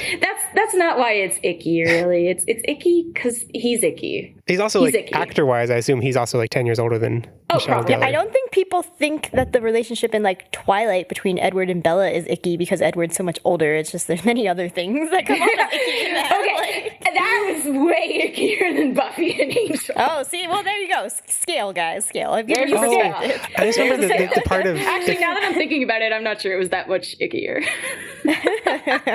Oh no. I just remember the part of Buffy and Angel's relationship that I hated the most, which is kind Is of... that when they had sex? Yeah. He went evil? Yeah. Because because it's like he's been cursed with the like... Wait, what? So- They had sex and he lost his soul and it was so stupid. Ash, I'm going to explain this. So it's like the specification of his curse is that in his moment of pure happiness, if he ever No, it was finds like true happiness, Yeah. if he Oh my finds god, true and that's happiness, what's so stupid about it, because they had sex and that was his moment of true happiness. Right. Like, I am not a cursing man. But F off, F off, F off. We have now made Ashley want to curse twice. right? Like it's just like this like approach to media where it's like sex is the I actually most like happy you'll stopped ever feel watching in life. Buffy. I stopped watching Buffy in this arc because I just couldn't deal with it.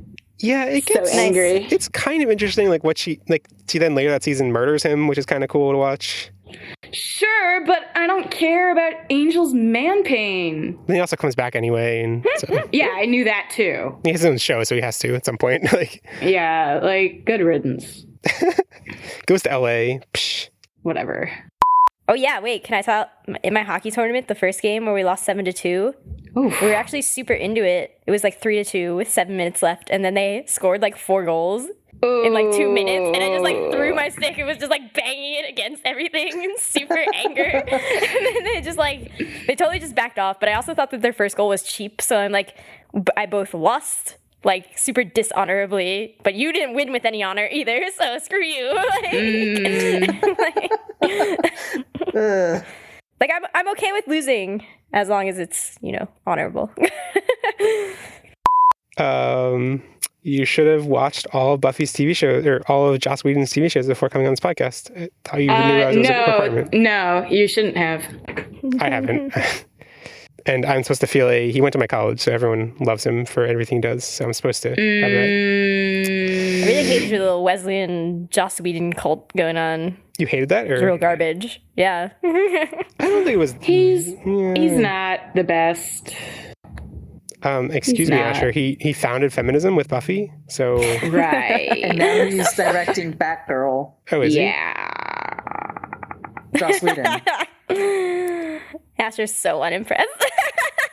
He's directing a Batgirl. I didn't realize Asher hated feminism, but okay. Yes, I'm a raging anti-feminist. He's so resigned. Some people might not realize that he's not the best and think I'm actually serious, so I'm going to lay off that joke. Last week I was on a podcast doing a mock debate kind of format, arguing about topics related to My Hero Academia, and just the number of times where I was like, I totally see a huge flaw in my argument, but I'm going to skim over that and just... but it was... That's how debating works. Yeah.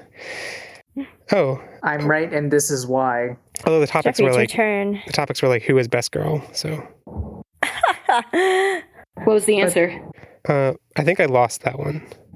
Wait, who'd you go for? I went for the headphone girl because she has headphones and I like headphones. So You don't even know her name? It wasn't a compelling argument. I think her name is Jiro.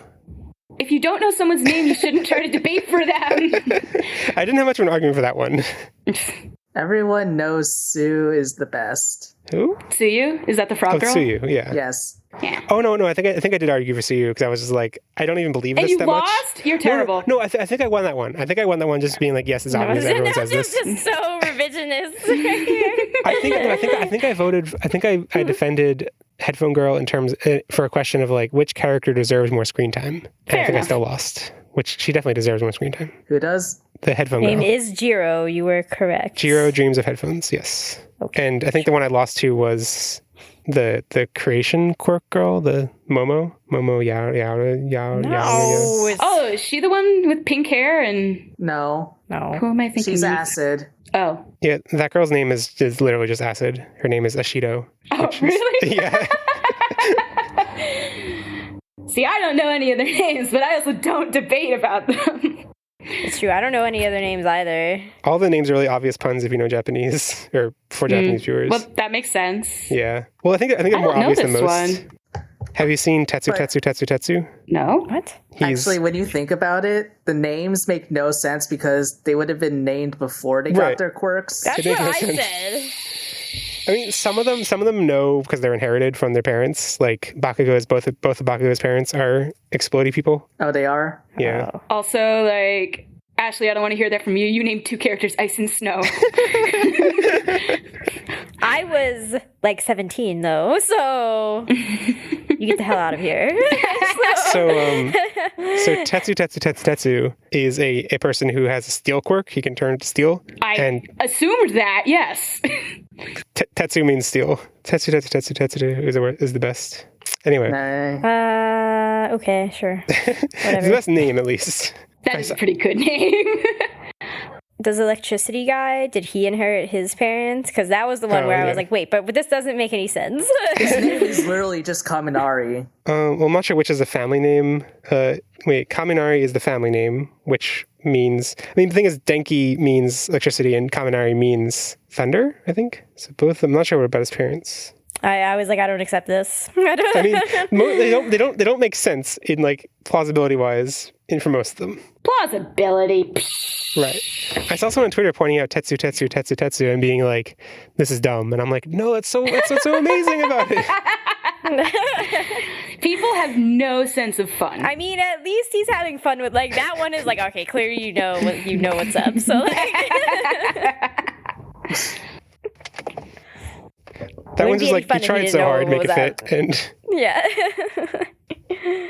Well, I think actually the joke maybe works better in English because it's in Japanese there are different characters used for each one. Yeah, but when English, you say it out loud, it's still Tetsu. I think it works in Japanese.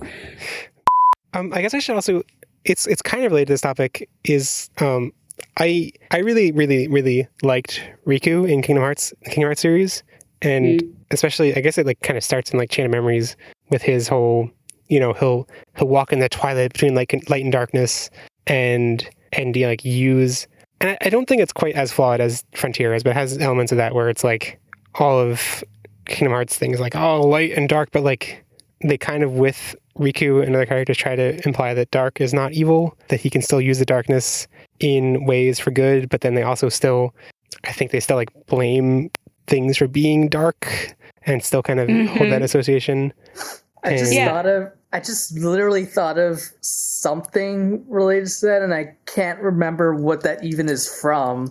Like, being able to control, like, two sides of one thing, unless it's just Koichi. I know now, without a doubt, Kingdom Hearts is light! That wasn't what you're referring to? No. Yeah, I'm not sure either. I mean, I think it's like a nebulous sounds concept. So familiar now. I think it's like a concept that exists in lots of different forms of... Yeah. No, but I was thinking of a very specific one, but I can't remember what even it was. And it's not something I would have watched with you, Ash. Oh, forget it then. It's really common. Dark Magician Girl and Light Magician Girl? There's no Light Magician Girl. Why isn't there a Light Magician Girl? Because nobody cares about light. There's a Lemon Magician Girl. Oh, yeah, there totally is. Ash, did you not see the movie? No. They're very prominent in the movie, right? Well, only two of them. There's lemon Just and apple? apple and lemon, yeah. What? But then there's kiwi, a chocolate, which is not a fruit. Why does this exist? And berry. Because Yugi is a nerd. This is Yugi's deck. Not even Yami's deck. Oh my god, I of wouldn't course even say it this is nerdy. I'd say this is a little pervy, if anything. Yeah. He's like 17.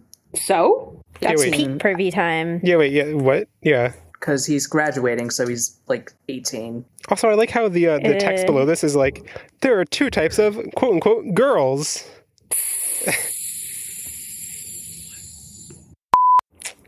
Should we skip over Shipping Corner? Probably. I couldn't think of any. Yeah, I couldn't The only thing Light is and that darkness. like after this, like I've been looking back on like Takuya and Koji, like how could I not have seen it? And part of my like justification for Takuya and Koji being the first ones to digivolve into you know what? Susan, Mom. I'm sorry, Japan. I'm so sorry.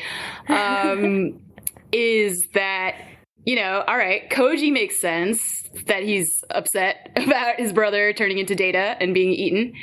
And then Takuya's upset because his boyfriend's upset and he's making this fireball thing shield around him. I was like, aw, you're letting your boyfriend like express his grief and holding him, and you're gonna go attack this thing and bring out both your full potential. I'm into it. Okay, interesting. Shipper lenses are very strong. Yeah, that's what I learned there. Yep. Also, it's not really lately because it'll be months from now. True. If you want to support the show and be cool like them, for $1 a month, for $. What are you saying? What is happening? If you want to support the show and be cool like them, for $1 a month, you can join a private group chat on Slack with your parents. Call your mom. Call your girlfriend. Call your mom and share the podcast with her. Especially if your mom's name is Susan. Oh wait, call your mom, and call your stepmom if you have both, and also but only call one of them mom. But also share the podcast with both of them. I remember like one scene from this movie, and like the general themes. Bye. But, like, that's about it. Bye. Bye. Ashley, I said bye. I never believe you. Okay. Bye.